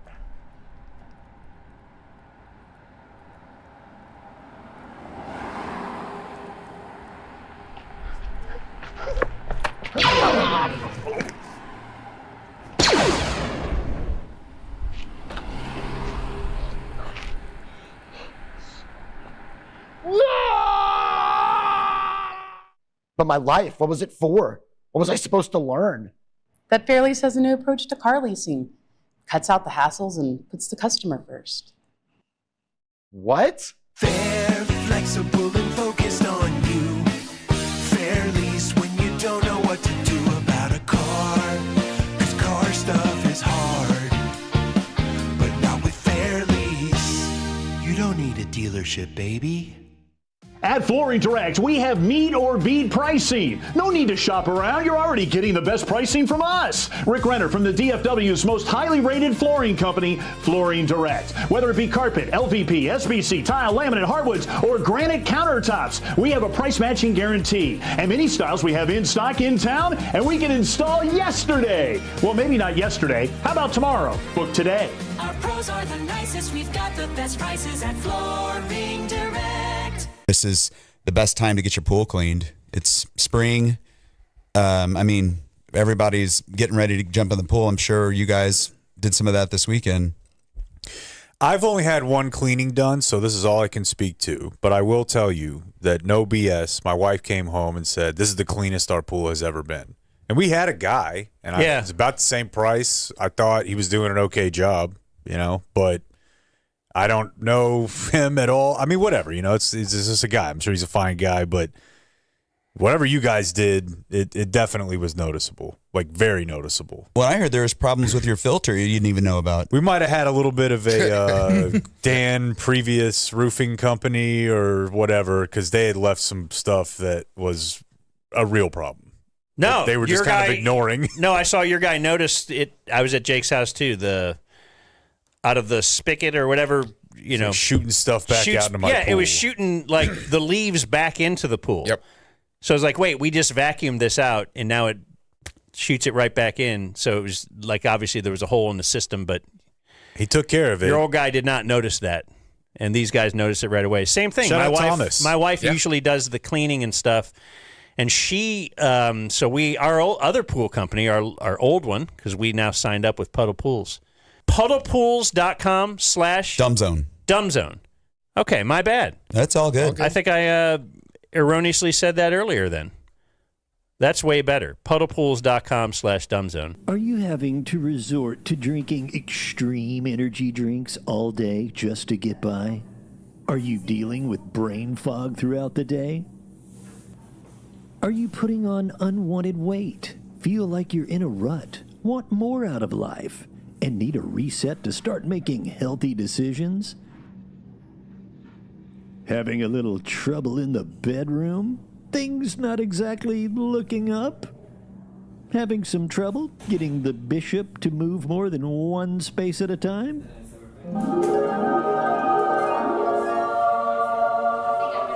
Is your penis broken? Then come to Game Day Men's Health. 12 DFW locations. GameDay.dumbzone.com. I got this email literally this morning from Anson, who wanted to shout out Travis and his team at Community Mechanical. So anyway, he had another HVAC company. And he said there was a part that needed fixed, but the labor would be $4,000. And turned off my heater and gas for safety reasons, and then said it'll be 2 weeks for them to replace it. Sweet. So he said he was already planning on calling CommMech. And then he says in parentheses, I've shortened community mechanical. Yes, anyway, he has. We'll let him own that one. For an alternate quote, but also to see if they might have a better response time. Now he says, everything I've heard about this company on your podcast is true. I called the office, left a voicemail, had a return call within 5 minutes. Explained the situation. The lady I spoke to gave me emails for both Drew and Travis, asked I explain it to them. I sent all the info, including photos of my equipment. I put in the subject line that I'm a Dumb Zone listener that needs help. They call me 9 minutes later. They gave a ballpark estimate over the phone. It was a quarter of the price the other company quoted me. They sent one of their technicians to the supply store a couple hours later to get the parts. They have the parts in hand. They were at my house 8:30 a.m. the next morning to complete the work. And really, he goes on, there's a lot longer thing where they also discovered like a gas leak that was in his, because his wife had smelled. Anyway, he says they're the real deal. They have a customer for life. You have my permission to use my name, all that kind of stuff. But we've gotten tons of these, though. Feels good. Yeah. Just to know that people are they're saving people from the cold, from getting ripped off, and they're our boys. Tell us about Try It real quick. Why did they come out to your place? So Jeremy came. So of course I listened to the Dumb Zone, and I sent him a text message and said, "Hey, I bought a house, and I would like y'all to come and try to fix. I think it's off the tracks. There's an issue." And they came out and actually quoted out a new door, and it was a lot less expensive than I thought it was going to be. I was like, "Oh, okay, that's incredible." I ended up with a really beautiful door, and it's insulated. So the custom garage that I'm putting in will actually be protected. And we got the new motor and everything. It connects to the Wi-Fi. It's incredible. And it was a lot less expensive than I thought it was going to be. And I've actually referred them, because of what I do for a living, to several of our clients that when they are buying a house and they bought a house, they were like, "Oh, this garage is just trash." And I was like, something that will pay for itself many, many times over is a brand new garage door and a new motor. It hooks up to the Wi-Fi. So if you leave the house, you can close it. And I'm so glad that we did it. It's incredible. So that's my little piece there. So thank you, Trident. Y'all did an incredible job. Is somebody in there? Sir, can you hear me? Yeah, I hear you. Sir. I don't know if I'm okay. Can you get out for me? I'm hurting. Let me get my phone. I gotta call somebody. All right. Yeah, we're calling Elena. Before you call the insurance company, call Frankel first. Frankel and Frankel. Call 214 or 817 all threes.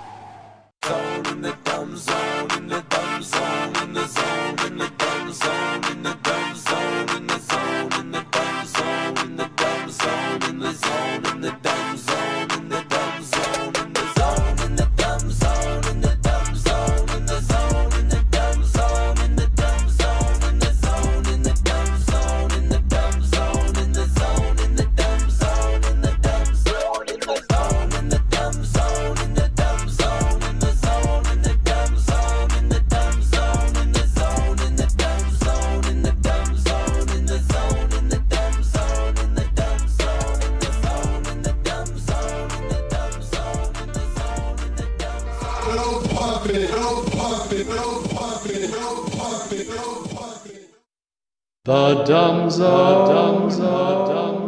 Died on this day in 2010. Gary Coleman, whose catchphrase was, What are you talking about, Willis? What are you talking about, Willis? I thought the whatcha maybe it would have made it a little something else, so I just went really white with it. Excuse me, Willis. Might I inquire? Pardon me, William.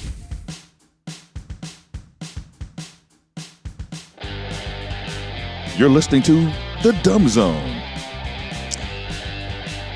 Let's do some promoting for that DZGSE. It is the generic summer event. It is a week from Saturday, June 6th.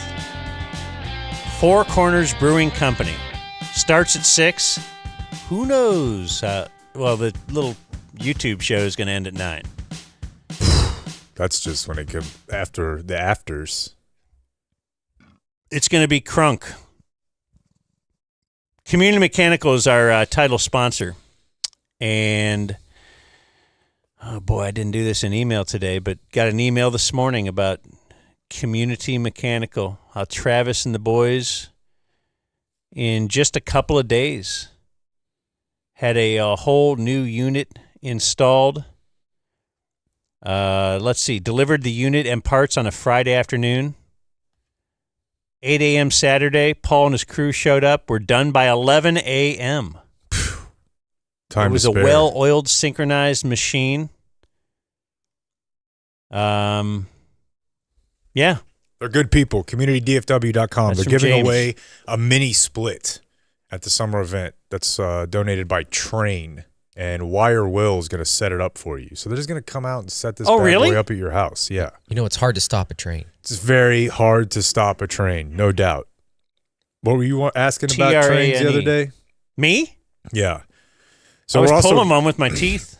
We're also, what else do we have to promote? The Dumb Zone generic summer event, basically. And they do have a couple of bands are going to be there as well. Yeah. Or wait, we're going to play Family Feud. Uh-huh. That's one thing. Prophets and Outlaws that you know. And then Quaker City Nighthawks. Before we move further, I just want to tell you. So we also need to put out the call for America's Next Top Oh, Angelo. I'm sorry. I thought we scrapped that. No. My bad. No. My bad. Not only did we not scrap that. It's the talk of the town, our new favorite show. It's America's Next Top Angelo. You like that one better or this one better? Well, I love that one. It's the talk of the town, our new favorite show. It's America's Next Top Angelo. I like the first one. Oh, that's the battle. That's what you'll do. You'll try to impress Blake. Our poll question today. To win $100 a month for the next year. Yeah, that's Email us. I'm sorry. Just email us. Yes. thedumbzone@gmail.com. Next Top Angelo. So my daughters, I really I like them. They're good people. They are, when I'm hanging out and my younger daughter Eden is in town here for a couple weeks. In fact, we got a little plan for the weekend. It's when we're going to Chan's and Half Price Books. She loves books. Tonight we might hit Costa Vida. That's her favorite restaurant. Strong. You like it? Yep. Yeah. So we might making a personal appearance in Colleyville this evening. If anybody would like to drive by and wave at us. Anyway, they're wonderful to hang out with individually. Like, I don't know if you guys have this yet with the age of your kids. No, we had it definitely with me and my brother, though. This is one you'd have to ask Chappie about. But yeah, if you're with your mom or if I'm with one of my daughters, it's one of the great days that I ever have, no matter which one I'm with. If I'm just hanging out with the Clemson daughter at whatever, we have a great time. It's always when you add someone else in the mix. Now, it could be, if we add my wife in the mix, now that's a whole different dynamic for the three people there. And it doesn't go as smooth. And when you add one of the other daughters in the mix, I have two daughters, it is not the same at all. Because then the dynamic shifts and they morph into, they're not this sweet little angel anymore.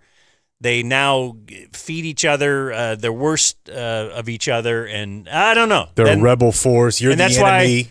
So we, many years ago, we kind of noticed, boy, it's funny, too, when they watch TV or watch a show together. If they just sit there by themselves watching a show, nothing's really happening. But if they're together, and I noticed it when they're watching like Love Island. They love to rip it. They love to rip everybody. They love to rip the dudes. They love to rip the girls. They're and then so we had it's them. Like if Statler and Waldorf were Zoomers, you know, like the old guys from the Muppets. Like they've never seen anything they like. So we had them review. In fact, Grady Spencer is the first one who ever reached out to us, and he said, instead of a $6.90 sit-in, what if you guys played my song on your show? I like your show, and I'd like you to just play my song. I was thinking, I don't know how that would, I don't think, that's just not what we do, right? And if we played it, and then we're like, oh, that was good. I don't know. That's, that's just not our thing. But what if I played it for my daughters and let them just review it? Would that be cool with you? And he did it. He regretted it. And, right? He wasn't happy, I think, in the long run. But, people then knew Grady Spencer, and they knew he had a sense of humor and all that kind of stuff. Well, anyway. So now over the years, we've gotten them together to listen to different pieces of audio. In fact, once they listened to Jake's high school band. That'll humble you. I forgot about that. Right? Yeah, they loved it. No, yeah. That will humble you. And so when they were together in the same place, this was late last year, actually. I had them listen to a bunch of different stuff. And we played some of it. but I think I never really got to the point where I had given them a song to listen to. It was called, I believe it's called Can't Hide, and this is from Quaker City Nighthawks. And joining us now is Sam Anderson. He is the chief honcho with Quaker City Nighthawks, right, Sam? We welcome Sam Anderson to the program. He will be at the Dumb Zone Generic Summer Event.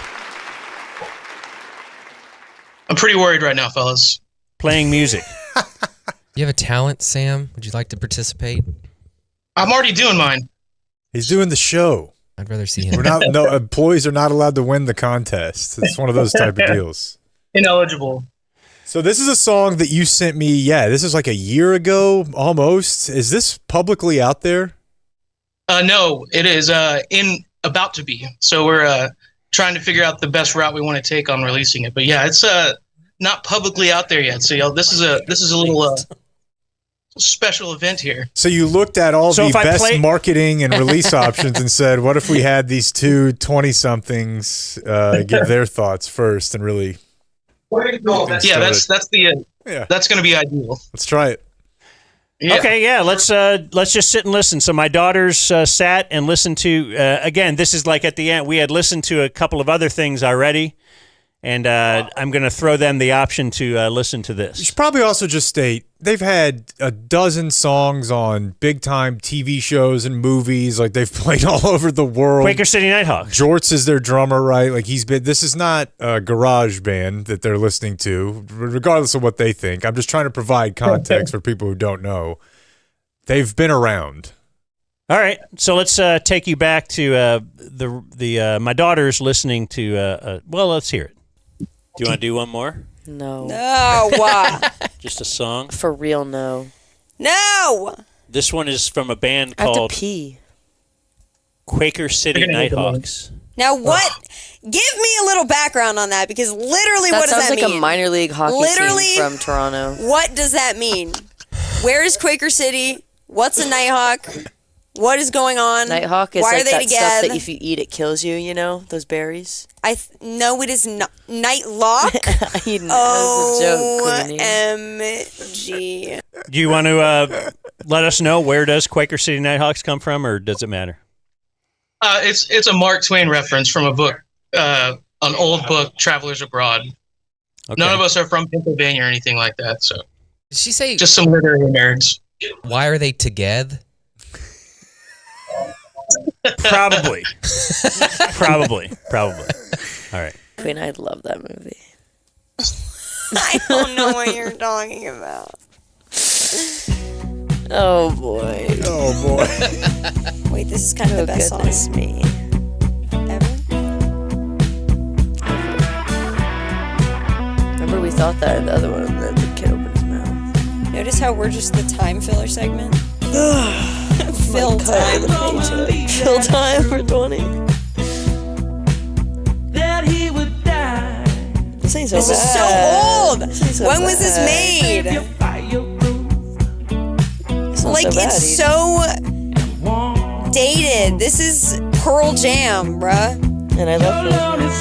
I could not say that. This is the Doobie Brothers. I don't know. They're just old names. It probably doesn't sound like them at all. Yeah, it does sound like I'm listening to it on the Golden Oldies. It's giving Bob Seger and the Silver Bully Band. Silver Bully. It's giving Dirge.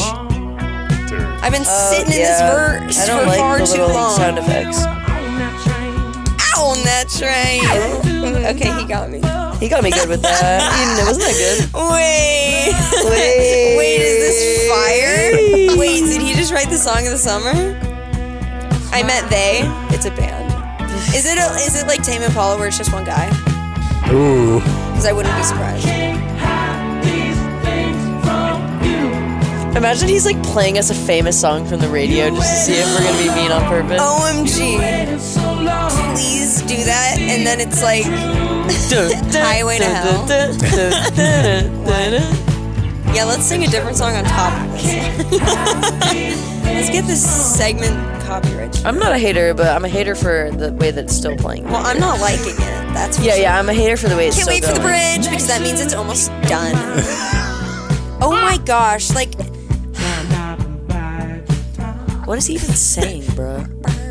You'll leave it all behind. I need a little more ad-libbing. Just like them. It's just so dated. He dropped it, it's already, you know what else they call dated? We didn't start the fire. And you know what? Maybe they were right. It is getting warm in here. Yeah, this song's getting us hot and heavy. It's hotting up. It's hotting up in the vida. Okay, Dad, can we fast forward or something? I don't really know what's going on. This song, what is this, like 7 minutes? We might be at 2.5. Genre that all the songs are like 10 minutes. Like Yes, Roundabout. Taylor Swift, All Too Well. What is not Taylor Swift, like Yes, Roundabout? I think that song is so long, and you don't even see it coming. They just keep going. At least they're making fun of a different song now. FF. We have less than 2 minutes left. I'm That giving is it an so F long. for FF. F. New system F dropped for F. 3 minutes too long. F for Are you effing kidding me? Skip. F for Freak out. Ow. I think this is the Seriously, little I need music some part out. before the big ending, you know? Well, interlude let's fast forward to bridge. that. Or the, he said this is it, idiot. Idiots! Me if I had a sister who was really stupid. Hi, my name's Me when So your thoughts? literally. Am I Garbo. supposed to have changed my thoughts? It's not like the song has changed. No, seriously. It's the same it's the song. same beat, Literally, the same everything, when's the the same change notes. up? When's the rap When's verse? the- When's when's Flo the key Rida gonna change? jump on the No, track? wait, when is Nikki's? The key change? Where is Nikki? She could save it. I think that Alvin and the Chipmunks hopping on the beat could fix this. Low key. Then They Dave would kinda get in eat there every and he beat. could be like, Alvin! And then it's just like it kind of breaks up And the I think track. even that brings us back to the main point that C just for needs chip. every one of these songs just needs a little M for auto tune, mug. just a little something with the There you voice, go. and then it'll be better. I don't know. No, I think that this song is just broken to the core. It's just very boring, and I don't know who it's for exactly. I feel like that's Because if gonna I'm read- an old guy who's very set in my ways, who this song is clearly for, then I've already decided all the songs that I like. I'm not gonna like any more music. That's kind of how you are, Dad. A new song, I will switch to a song on the radio that Dad hasn't heard before, and he's like, ugh, why is this still playing? What? Give it a shot. It's been 10 seconds. Dang. I'm like, what? Do you know the song you hate? He's like, no. I don't even think he has the Spotify app downloaded to his phone. I'm talking about Sirius XM. I know, but I'm talking about the way that he consumes no new who are a music, like sponsor, you. so Kingy, sweetie? we're actually sponsoring. Stop talking trash. He's hitting the space bar as we speak. So your rating, He's cutting. did you want to give your patented rating where you guys both decide at the same time? And Yes, our rating or out you- of 10. You count it down? Yes, our classic. Our classic out Our of 10 classic. rating. Is it out of 10 1 or through 5 or 11. stars? I can't remember. 10. It's always been out of 10. Always been out of 10. It's always been out of 10. Okay. Because I've never heard you give a rating higher than 5, so I'm wondering if I don't think we've even it exists. I don't even know raised if a we- 5. Because it's always been out of 20. It's always been out of 100. It's a percent based No, system. literally. I can't believe you don't even remember. It was 5 minutes ago. 10 minutes. 10 now. Okay. Well, while you 10. may have rated another song 10 minutes ago, we probably haven't played that on the show for a month. Whoa. We're spacing these things out. And you're Hey, obese. March. It's hard to... What's she saying? You're probably obese. She predicted a. Whoa. We're spacing these things out. And you're Hey, obese. March P1s. It's hard to get It's to... me. It's me from the past. What has changed? Hey, Jake. Shout out. That's right. Maybe Biden isn't president anymore when this is playing. No! Is that what you want me to say? I don't know. Well, it's what I said. I want you to give your rating for the song. God, out of he's 15 begging or what? us. For the Quaker No, City Nighthawks. out of 5. Out Can't of hide. 5. Oh wait, yeah. Wait, what city? Quaker City Nighthawks. Hate. Is this Automatically Texas 0. based? Yes. He's I don't know a where local guy. Local guy. Sam Anderson. Look him up. I'm Search him actually right good, now. but Search thank you. Sam Anderson. No, thank you. Quaker I'm City. reading a book. I'm good, actually. And tell me what you think of Sam Anderson's look. Sam Anderson? Okay, no. Quaker City. Okay, Quaker City. Sam Anderson. Quaker City Nighthawks. He's a locally famous guy. No, on Hit LinkedIn. Images, dog. I'll hit images. Whoa. And he's a P1? I did not know. That's exactly what I thought he looked like, too. I mean, they all look the same. Wow, that's a bot. This is. Look at that wannabe on the right. This is Did a you see lot. him? Yeah, I did. He's been here before. He's been here? I don't care. He's I been in our don't house. care. He's graced this couch. That's right. Or wait, you make them sit in little rows in the back. And you also make them pay like $500 for it, too. Yeah, so he's kind of made of This money little when you think nursery about home it. up here. Is he? So he's like the front runner though. I thought you were familiar with our payment system. Yeah, that we you wouldn't make do them. a round number like 500.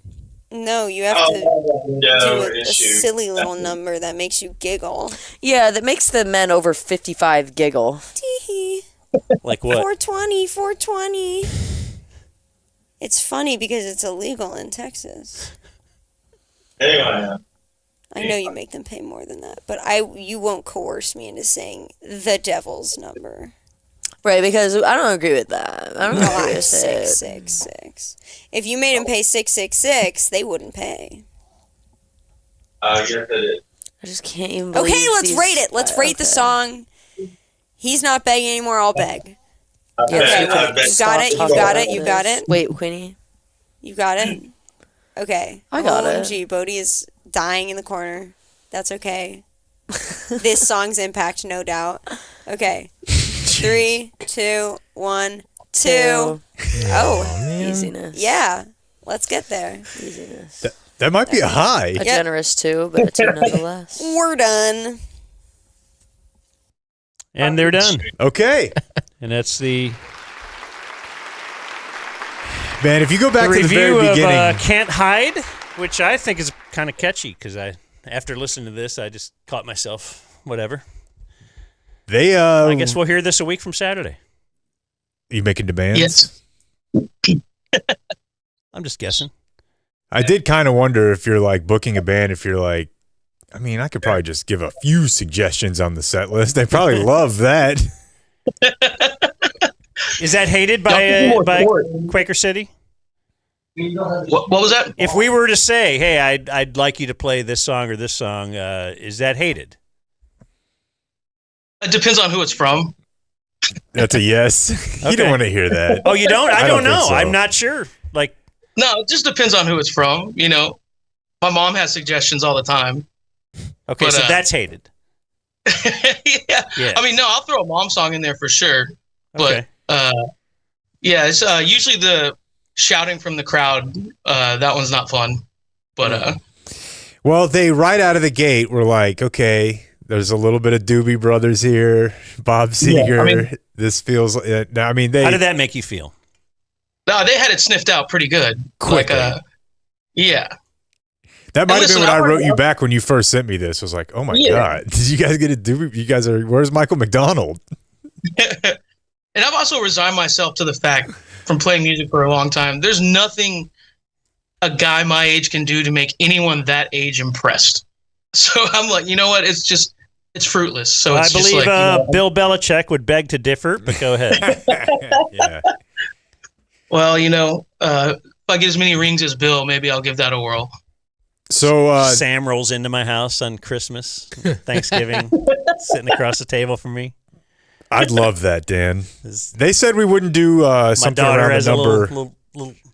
little piece, piece of turkey. She's feeding him, wiping it off his face. They're giggling. His beard. We would Uncle do Dan, I'm something staying with y'all tonight. around Yeah. 666. The event is June 6th at 6th. Yes. Yeah, unfortunately. So we'll see you then. Hey, what are you guys doing? Is TC shooting a music video? Yes, we are. That's where we're at right now in Cameron, Texas, shooting a music video. Piles of cocaine and yeah, just everywhere. Just you got cake, a big trailer with chicks in it. Just cake on the counter. Cake. Oh, cake, TC cake, counter cake. Just payment. His payment plan for TC. His rider. I need cake on the counter. Yeah. All right, Actually, man. the only thing that's been invested today was chicken salad sandwiches and a little Dr. Pepper Zero. So, How is the Dr. Pepper Zero? It's not bad. Big Really? hit at my house. Really? Yeah. Really? Because a Coke Zero, Coke Zero's the I goat. like. Yeah. Just because of its similarity, it doesn't taste like Diet Coke. Maybe I should try Dr. Pepper Zero. Diet Dr. Pretty Pepper, good. no dice. All right, well, be safe out there, man. We'll talk soon. will do. Thank y'all. There he goes. See you a week from Saturday. We'll all be together. Here's Jake with the Dumb Zone News.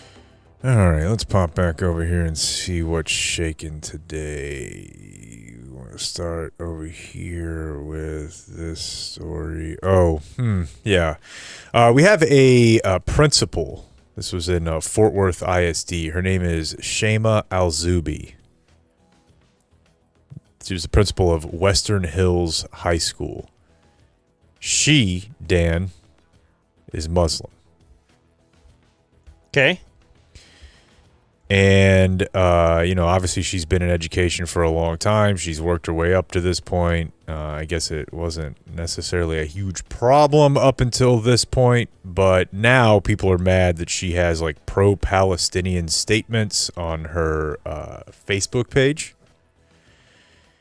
And that she has a post, I guess, explaining what Sharia law means. Like it said, when I saw this, somebody was like, click here to see your post advocating for the takeover of Sharia law. And I clicked it, and it's like her explaining how it's compatible with Western law, and it's just a way to live. And I'm like, what? It doesn't seem incendiary at all. But one of these like aggregator accounts, Libs of TikTok, got a hold of her, and she's being reassigned. Like all of this was there. Nothing changed. She didn't assault a kid. She didn't. It's just someone found it say now. something in class. Yeah, I mean, she's been a science teacher, I think, at Fort Worth ISD since 2013. So, in any case, at least we've got the takeover stopped. I don't want victim blame. I never want to. Sure about that, bud? It's just that before social media, like, we all got along better. We just didn't know everything about, like, do you have to tell everybody everything? Like, just if you feel that you are part of a group that is like subjugated, marginalized, misunderstood, like people are always saying, like, oh, you fucking Muslims, you want to take over the country, don't you? And you post a thing saying, no, actually, I'm Muslim, I'm proud of it. Well, I mean, social media caused people to do that too. Like, well, I mean, I don't know. I think probably the media caused people, and like, terrorist attacks. Yeah. And wars and stuff. But I'm just saying, like, she didn't say anything like too wild. She just has a belief in her. Like, if somebody posted, hey, I'm a Christian and I believe everybody who's not is going to hell. But I don't And know I'm the that that principal should of be this school. posted either. Well, it is. Yeah, I don't think it should be. I just think the only post should be to promote your show. That is the And Dan rule. And you're just kind of on board with that. Barely. But Hey, yeah. speaking of the law, sorry, are you still on the story? No, go ahead. I forgot to mention Frankel and Frankel Done as your the little story? sponsor of this segment. Yeah. Frankel and Frankel are personal injury attorneys. If somebody jams you up physically, that's your spot. 214-817-333-3333. There's probably been a number of these news stories we've done where they helped out somebody who was trying to get bent over by these insurance companies. Not with Frankel. And Frankel. And Burkett, yeah. I'm just going to do this every week on the hopes that at some point somebody in the Dumb Zone Nation, or maybe one of my three compadres right here, will take me up on it. Frisco King is again casting this weekend. Looking for extras in Dallas, in Frisco. They've got opportunities today, tomorrow, Saturday, and Sunday. Can I make scale? Do I get points on the back end? Here's one that you may be interested in. Frat Boys for a College Scene. That's $110 for 10 hours. What if I could get in there? Like the old guy in the frat. Breakfast Restaurant Patrons with Vehicles. All these are $110 for 10 hours. Dude, that's what I'm all about. Breakfast. 10 hours. What do you got? Do this with Brooks. That'd be great. If it was just Brooks, I 5'9" would. dirty blonde female and 5'7" blonde photo. These are for females. $200 for 12 hours. Good Lord. I'll pay you that more than that for less A lot time. less time. Yeah. 12 minutes. Yeah. So anyways, Frisco King. I want a 5'9" the dirty blonde. wacky spoof or Oh, this is a comedy. That's right. Yeah, it's like Fish Out of Water. You know, he's running around like, I told you, bring me my motherfucking money. But he's at like IKEA or, I don't know, Roller Town. Sitting in traffic on the tollway. Right. I mean, listen. It's obvious that if you talk about Frisco right now, people bring up like that psychopath who went to their city council meeting the other day because there's a mosque being built that like this is determined and ruled on years ago. But, you know, people are freaking out and conflating like Indian people and Muslims. And I feel like if they're going to do a show about this, like they have to in some way address this. But I don't know. I'm fascinated to see how they play this out. The show? Yeah. Okay. Very interested. Dan will sign up when they need a oblivious guy during robbery. Boy, no doubt. Something that would be on this show if they were doing it right. You guys aware of the viral incident that took place in Melissa over the weekend, over our Memorial Day weekend? The pool? Yeah. No. Our first pool conflict of the summer. We have a community pool like at a subdivision in Melissa. And there is Community mechanical. Community and the mechanic boys, real pool. Cool. Community mechanic pool? Yeah, you said it was a community pool. Sign up for a free mini split at the GSE. It's hard to stop a train. And a mini slit. So there's a birthday party going on there, and as part of this birthday party, they had like reserved or said, we're using this area. They left the door open to the pool so that guests could come in so that they didn't have to get up and go let the guest in every time. This is what they say happened. A mom at the pool, another mom, it's probably important to note now that this person is white. The other people were black, the kids and the other parents. The party was black. The mom starts to make some noise like, hey, don't want anybody just coming in here. And she starts, I guess, yelling at the kids. And that's where things go sideways. I think I have a little I'm not bit. about to have a conversation. Okay, this is the mom. I found this on, this was from TikTok. And I tell her, I said, I came to tell you, do not discuss anything with my kid. If you have an issue with something that my child is doing, you need to come and address me. So she was like, well, I mean, were you the reason why the cops were called earlier? And I said, you know what? Clearly, she's intoxicated. I'm not about to have a conversation with someone who's intoxicated and belligerent. Okay? So I walk away. When I'm walking away, other parents from the parents of the other kids who live in the subdivision approach her and tell her basically the same thing. So they have a back and forth. I'm leaving at this. Like, I'm already going back to the clubhouse, which happens to be locked with my phone and my key fob that would open the clubhouse.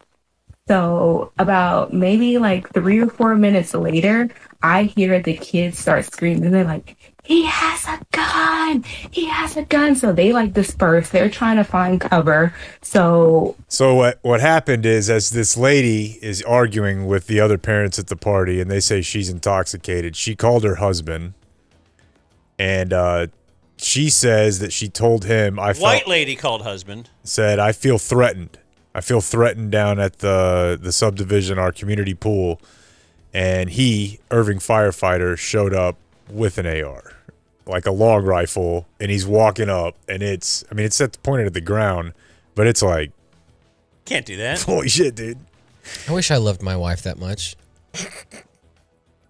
Yeah, for sure. If she called me and Be said, like, that, why pee? Just leave. Yeah, No, I'm not coming up there.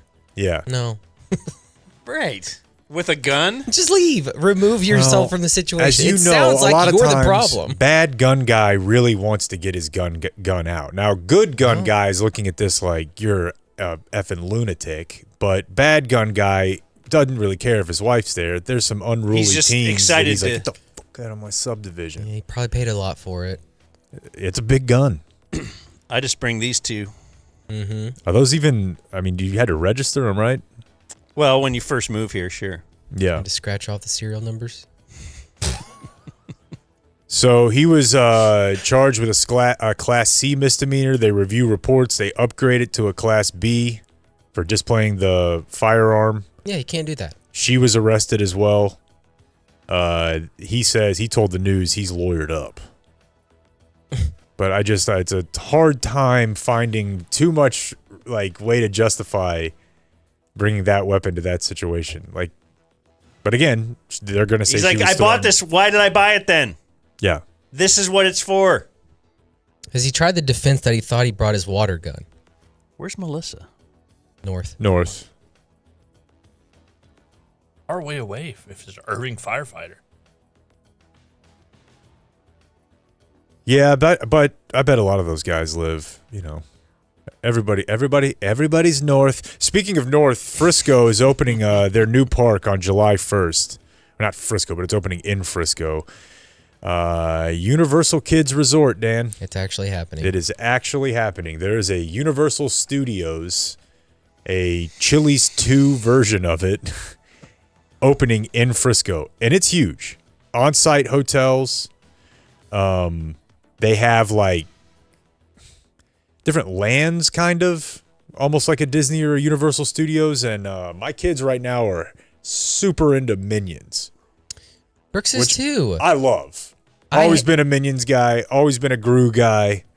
Love The Incredibles. Big fan. I was Big actually Pharrell. just telling my wife that I might put the axe on it. You don't like it? Minions aren't Incredibles, are they? No. What's it called? Not the Despicable Me. Mm-hmm.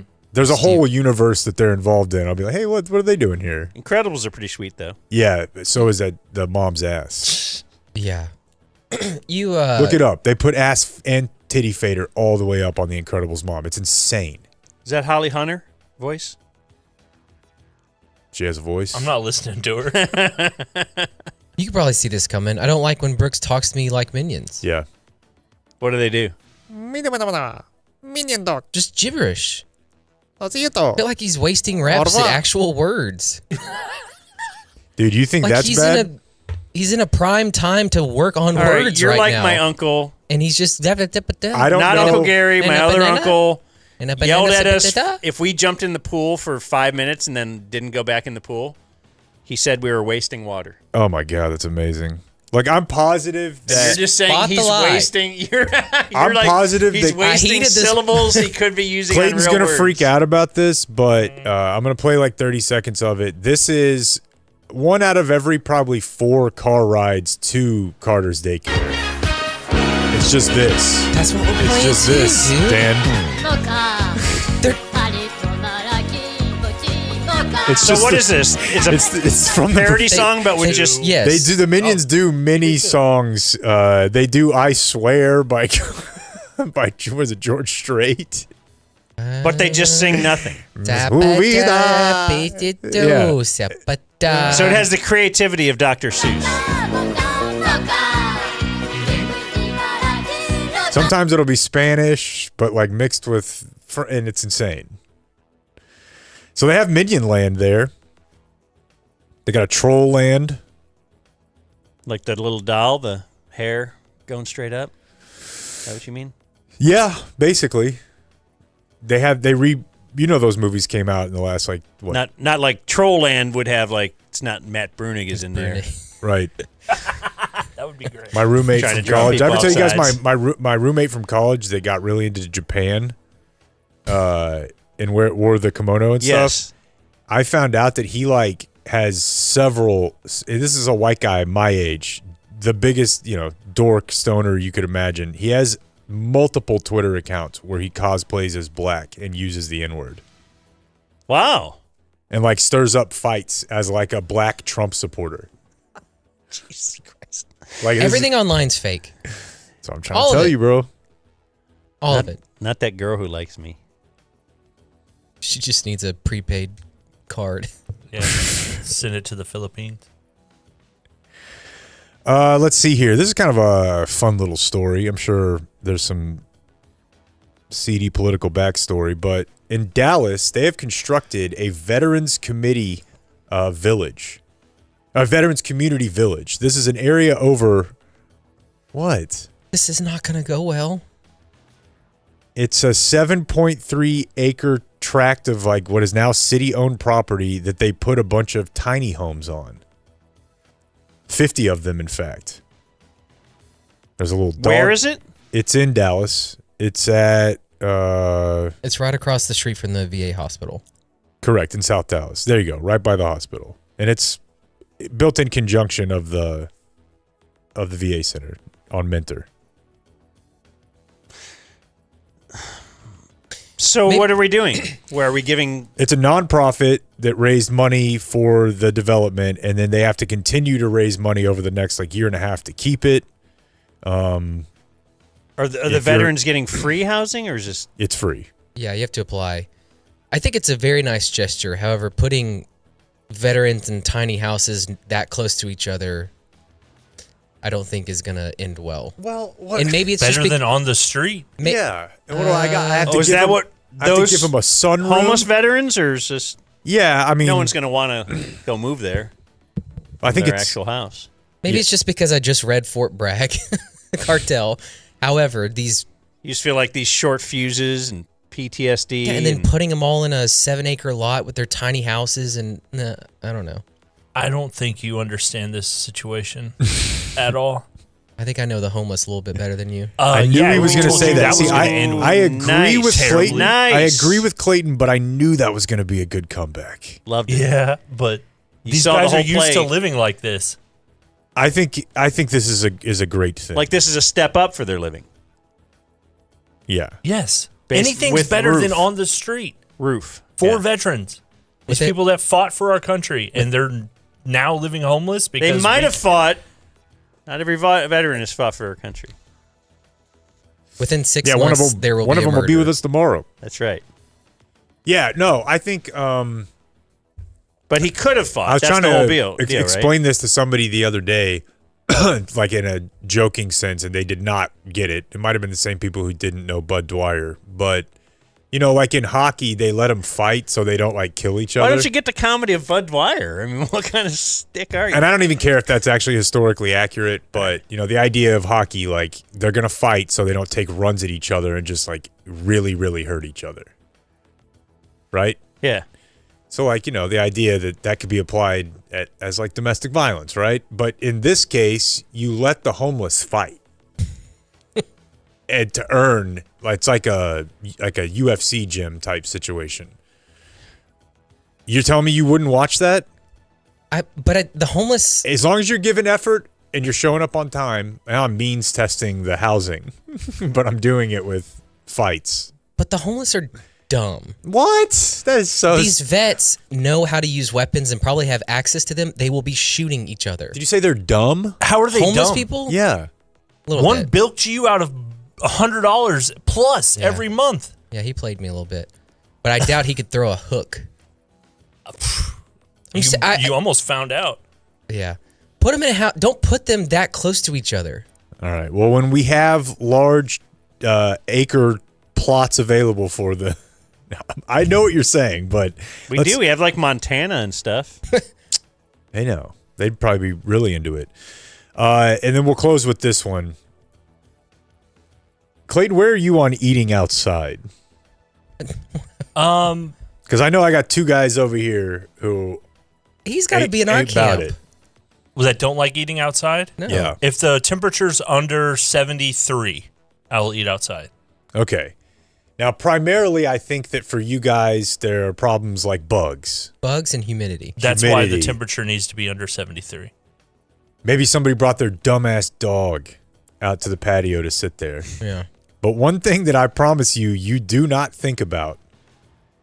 Final destination type stuff. In South Carolina, a woman was on vacation. She was at a place called the Lazy Gator at Lake Marion in Somerton, South Carolina, when a heavy gust of wind picked up a restaurant umbrella that bun-potted her in the heart, killing her instantly. Wow. That's kind of like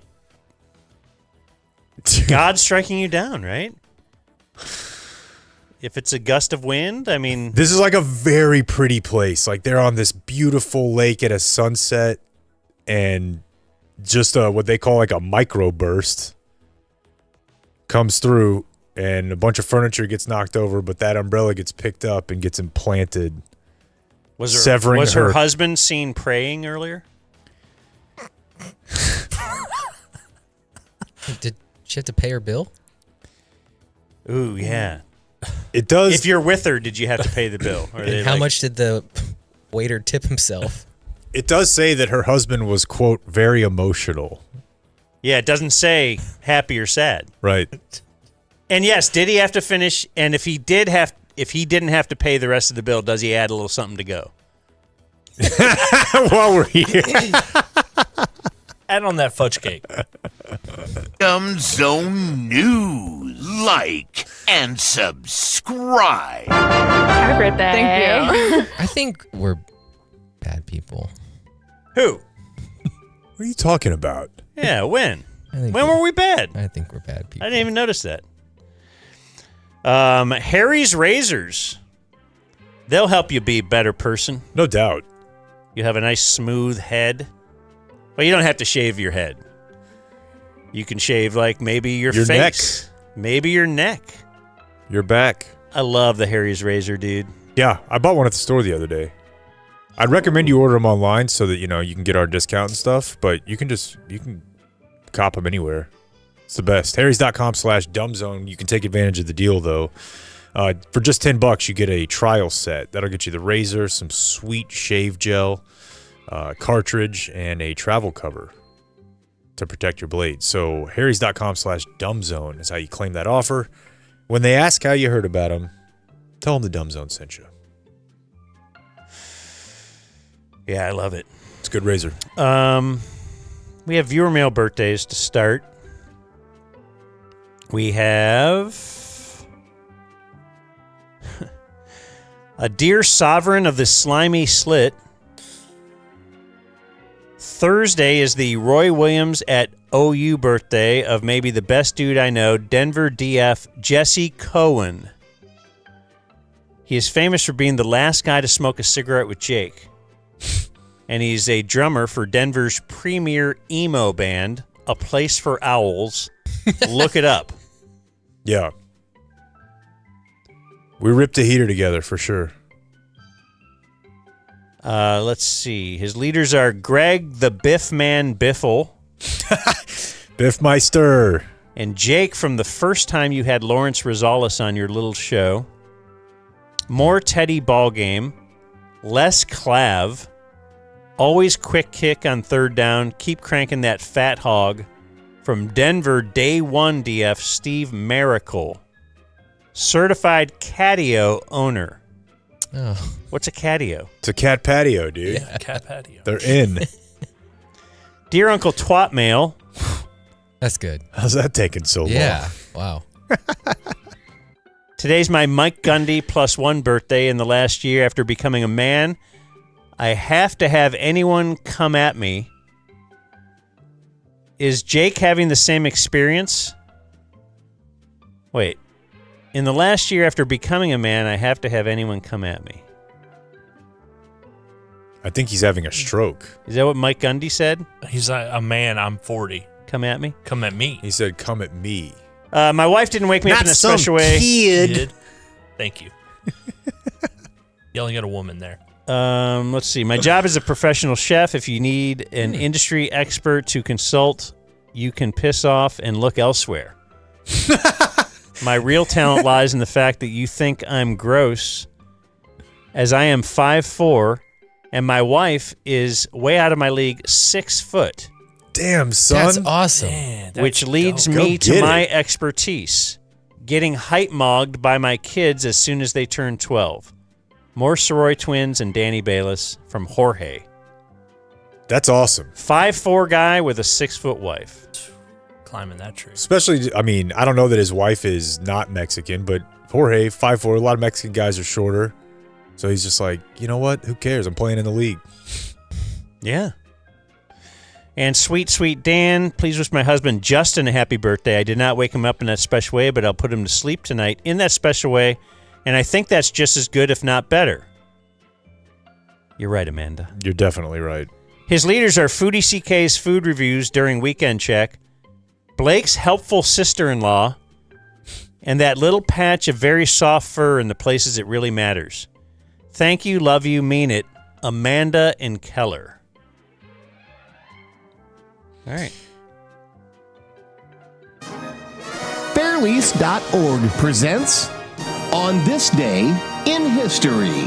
Hey, we saw the guys, Connor and Nick, yesterday. We did. Fairlease, they're going to be out at the generic summer event as well. You'll be able to, I don't know, they might even appraise your vehicle while you're out there if you want it. Yeah, like you're at the fair. They just guess. Yeah, and then you can win a little eraser if they get it right. Fairlease.org. You can get yourself a quote, like Dan said, right there online. Or you can call 972-705-4815. Ask for Connor or Nick. They will handle all of our Dumb Zone customers. They're affiliated with the Credit Union of Texas. What that means is there's no big bank involved here. They are the bank, so you'll get a great deal.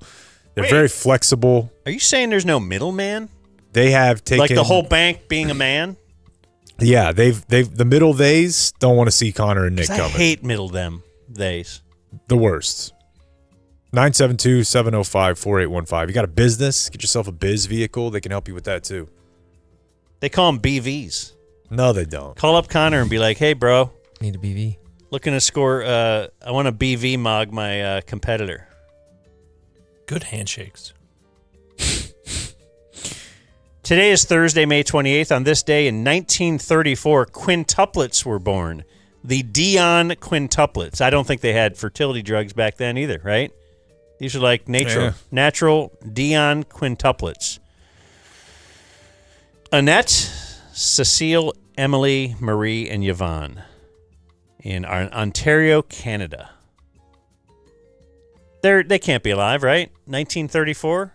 Is anyone in the world alive still from 1934? My grandpa was 1933. Damn, bro. Annette died on Christmas Eve in 2025. Damn. The last one at 91 years old. One of them made it to 91. One of them made it to 71. The others, not so good. Wow. Like 10 and 30. 10? Yeah, one of them died in their teens.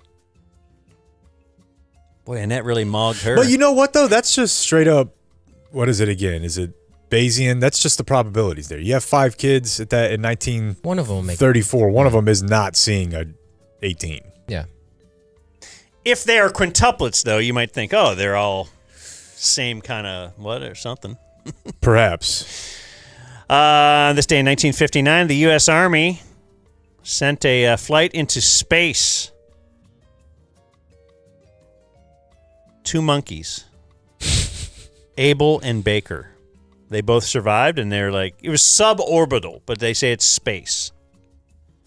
And then they're like, all right, we'll keep going a little farther then. On this day in 2016, a 3-year-old boy falls into a gorilla enclosure at the Cincinnati Zoo. Rescued by a team that shot a 400-pound gorilla named Harambe after the rescuers concluded the boy's life could be at stake. R.I.P. Harambe, sipping off Harambe. Do you see the White House posting about Harambe? You're kidding. I am not.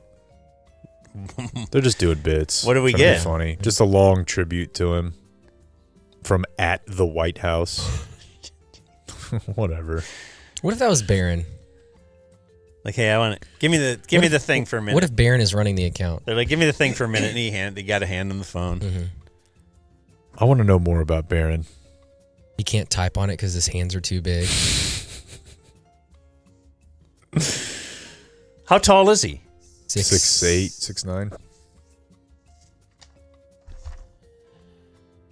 On this day in 2016, New Orleans Pelicans guard Bryce DeJean Jones, is that what his name is? DeJean Jones? He was shot and killed. Was that here? By an apartment resident in Dallas. Yeah. He thought it was his girlfriend's place, and he kicked down the door. Did we have to give him a pick? I might have to victim blame a little bit. I mean, you did kick down someone's door, even if what you did think it was your girlfriend's. That's probably not a good thing to do either. Now, should you get shot and killed for it? I mean, that's for the fan to decide. I think if a cowboy dies in San Francisco, we should get at least a comp pick. This is the city where we will mistakenly shoot people at various houses, though. Yeah. That time period, too, right? That was kind of a thing, the trend. It was a TikTok thing. It was in. It was in 2016. On this day in 2019... Do you guys think it would be funny if we just started producing something that was like pop-up video, but it was for just last month or like last year or something? Or I Love the 90s type thing? I thought those shows were good. I like your idea here. But if the premise is just that things move so fast that you would literally be doing it like remember Friday? Yeah, I like it. With news stories. I like your idea a lot. Hey, thanks, man. The whole thing, we have a lot of ideas. Yeah. The implementation. But Jake's pretty good at making me do stuff, though. Like, let's do this thing now. Yeah. On this day in 2019, it lists this. This is the adjective they give. Novelist Mackenzie Bezos. Okay. This one pledges to give away half her fortune to charity after finalizing her divorce from Amazon founder Jeff Bezos. She was an engineer. It says right here, novelist. She was a big part of the company. It says right here she's a novelist. We're trying to turn her into what's her name? And on this day in the pill lady that was with J. Howard Marshall and Nicole Smith. On this day in 2020, organizers of the Boston Marathon canceled the event for the first time in its 124-year history because of coronavirus. Now, participants who verify that they ran 26.2 miles on their own could get their finisher's medal. Yep. Which is hanging right here behind me. I ran the 2020. In fact, 2020 was my year of the marathon. I ran the Boston, the London. You did. I took them all in. I did the Boston one at home on my treadmill, but I put a little IED next to the thing for when I See, he's the bad person. I'm not. Yeah. I didn't laugh at that I wanted it at to all. feel real. And today is May 28th, this day in Dumb Zone history. In 2021, we had Wim Hof on the show. Nice. You're doing great. You're doing fantastic. And the funny thing about he didn't know which curse words he could and couldn't say. That would happen when we would have people from other countries on. We had to dump him twice and then had to tell him, hey, Dan was trying to explain the FCC. And then later on in the interview, he tried to censor himself for saying damn.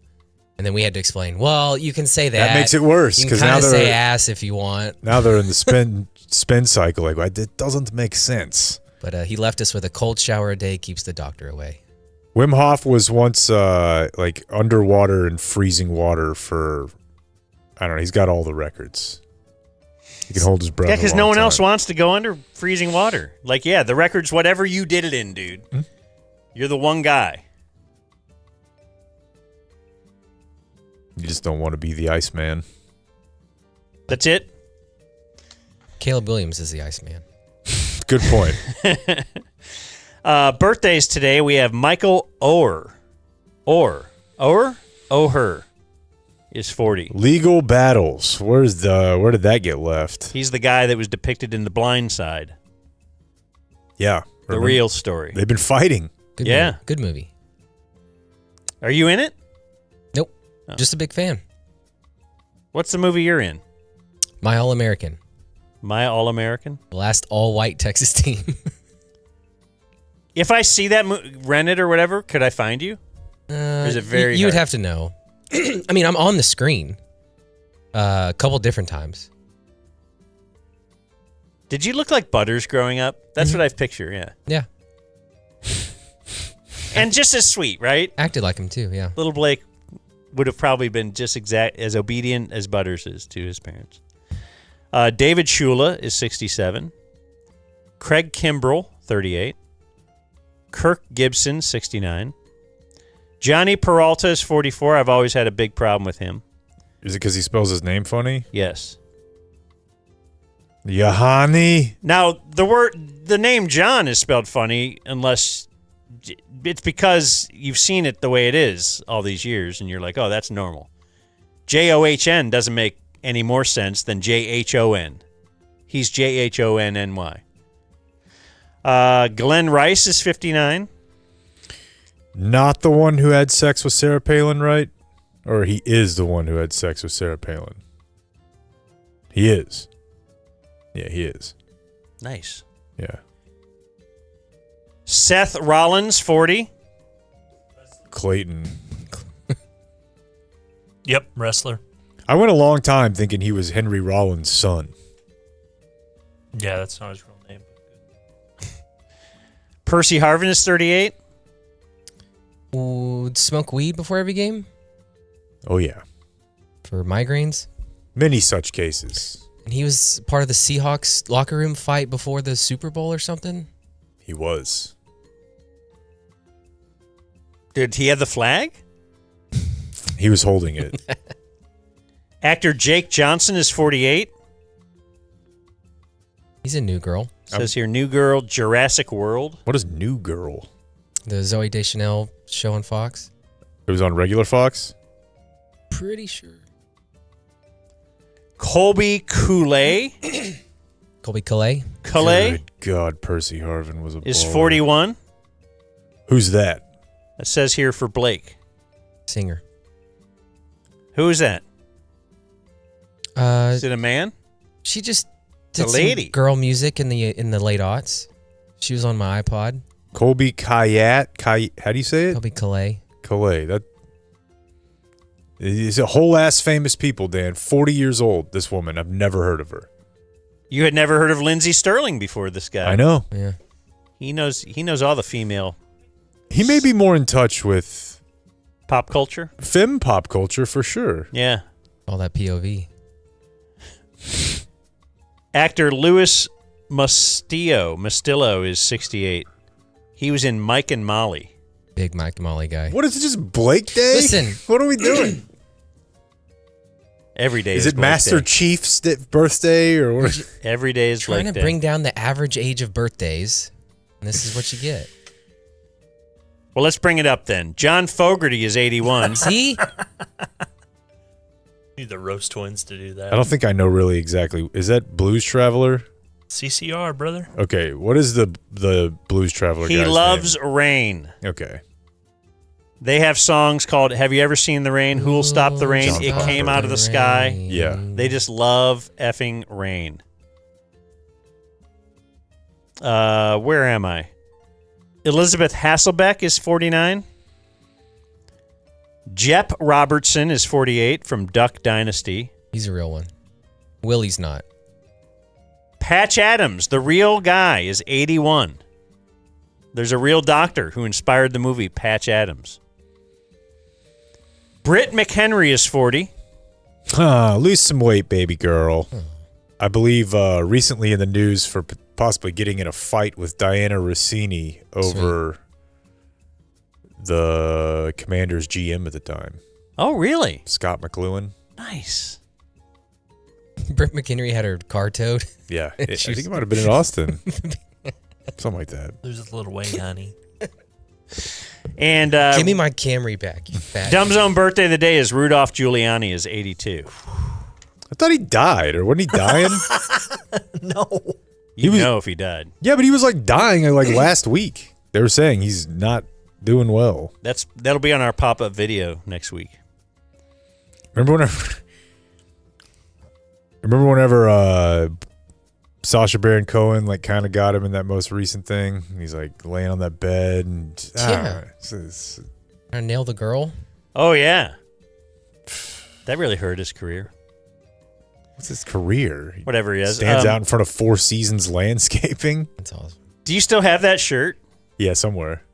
Because with Gritty on it. It's not the that Flyers mascot. but I'm very excited about. Just in the mail yesterday, I got a bit shirt for the DZGSC. Oh, good. Because I feel like that is the place for bit shirts, right? Definitely. There will be no just plain black T-shirt at the DZG. I'm hiding the announcement back here. The end of the show. Don't want to go nuts about it, but I know people are going to be talking. I like to see you show out. The black T-shirt will not be there. Born on this day, now dead. Jerry West. Rob Ford. I got plenty to eat at home. And let's let Blake Day continue with James Michael Tyler. Gunther? Gunther from Friends. What? Clemson grad as well. Gunther from Friends, his last television appearance was that... The reunion? The reunion show. They had a character named Gunther. Yeah, he ran Central Perk. He had a crush on Rachel. Can you start doing these at the beginning of the show so he's in a better mood for the rest of the show? Yeah, because you can really tell how he perks up. Pep in his step here. Wasn't he on another show? Like in To real drop? life? Probably. I mean, often actors he's are on not just Three's limited to Company one. or something. Oh, hell, I don't know, Blake. Yeah, I'm trying to make this segment younger. I'm not going to talk about Three's Company. Dead on this day, still dead. Phil Hartman. Dude.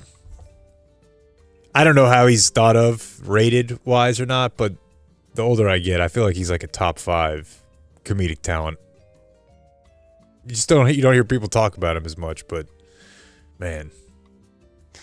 Gary Coleman. Yeah. Died on this day. Harambe. And Mark Eaton. Jazz? Cavs? Was he a jazz center? That's what I would have thought. Dies in a bike accident. Whoa. Which makes us think, should NBA centers ride bikes?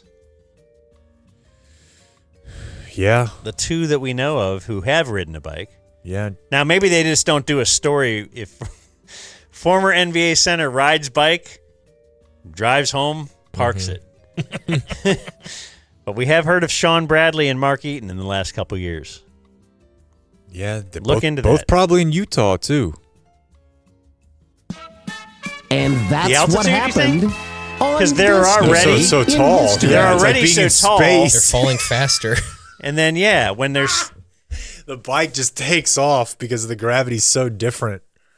When an NBA big rides a bike in Utah, that's the dumbest shit ever. No, I think we should look into this. All right. It is time for closing remarks or just to say goodbye. What did we have something planned for closing remarks? A couple things. Y'all did. Do your funniest bit ever that you were talking about. I thought you wanted to play your funny AI. No, there was something we were going to do. I know we have liners to do, but there was something y'all wanted to do. Didn't Blake have something yesterday that we didn't want to do liners. That we are. Maybe tomorrow. We need to do some Fox 4 stuff. Yeah. But that's off the air. I thought we had a bit. God damn it, Clayton. Why don't you remember anything?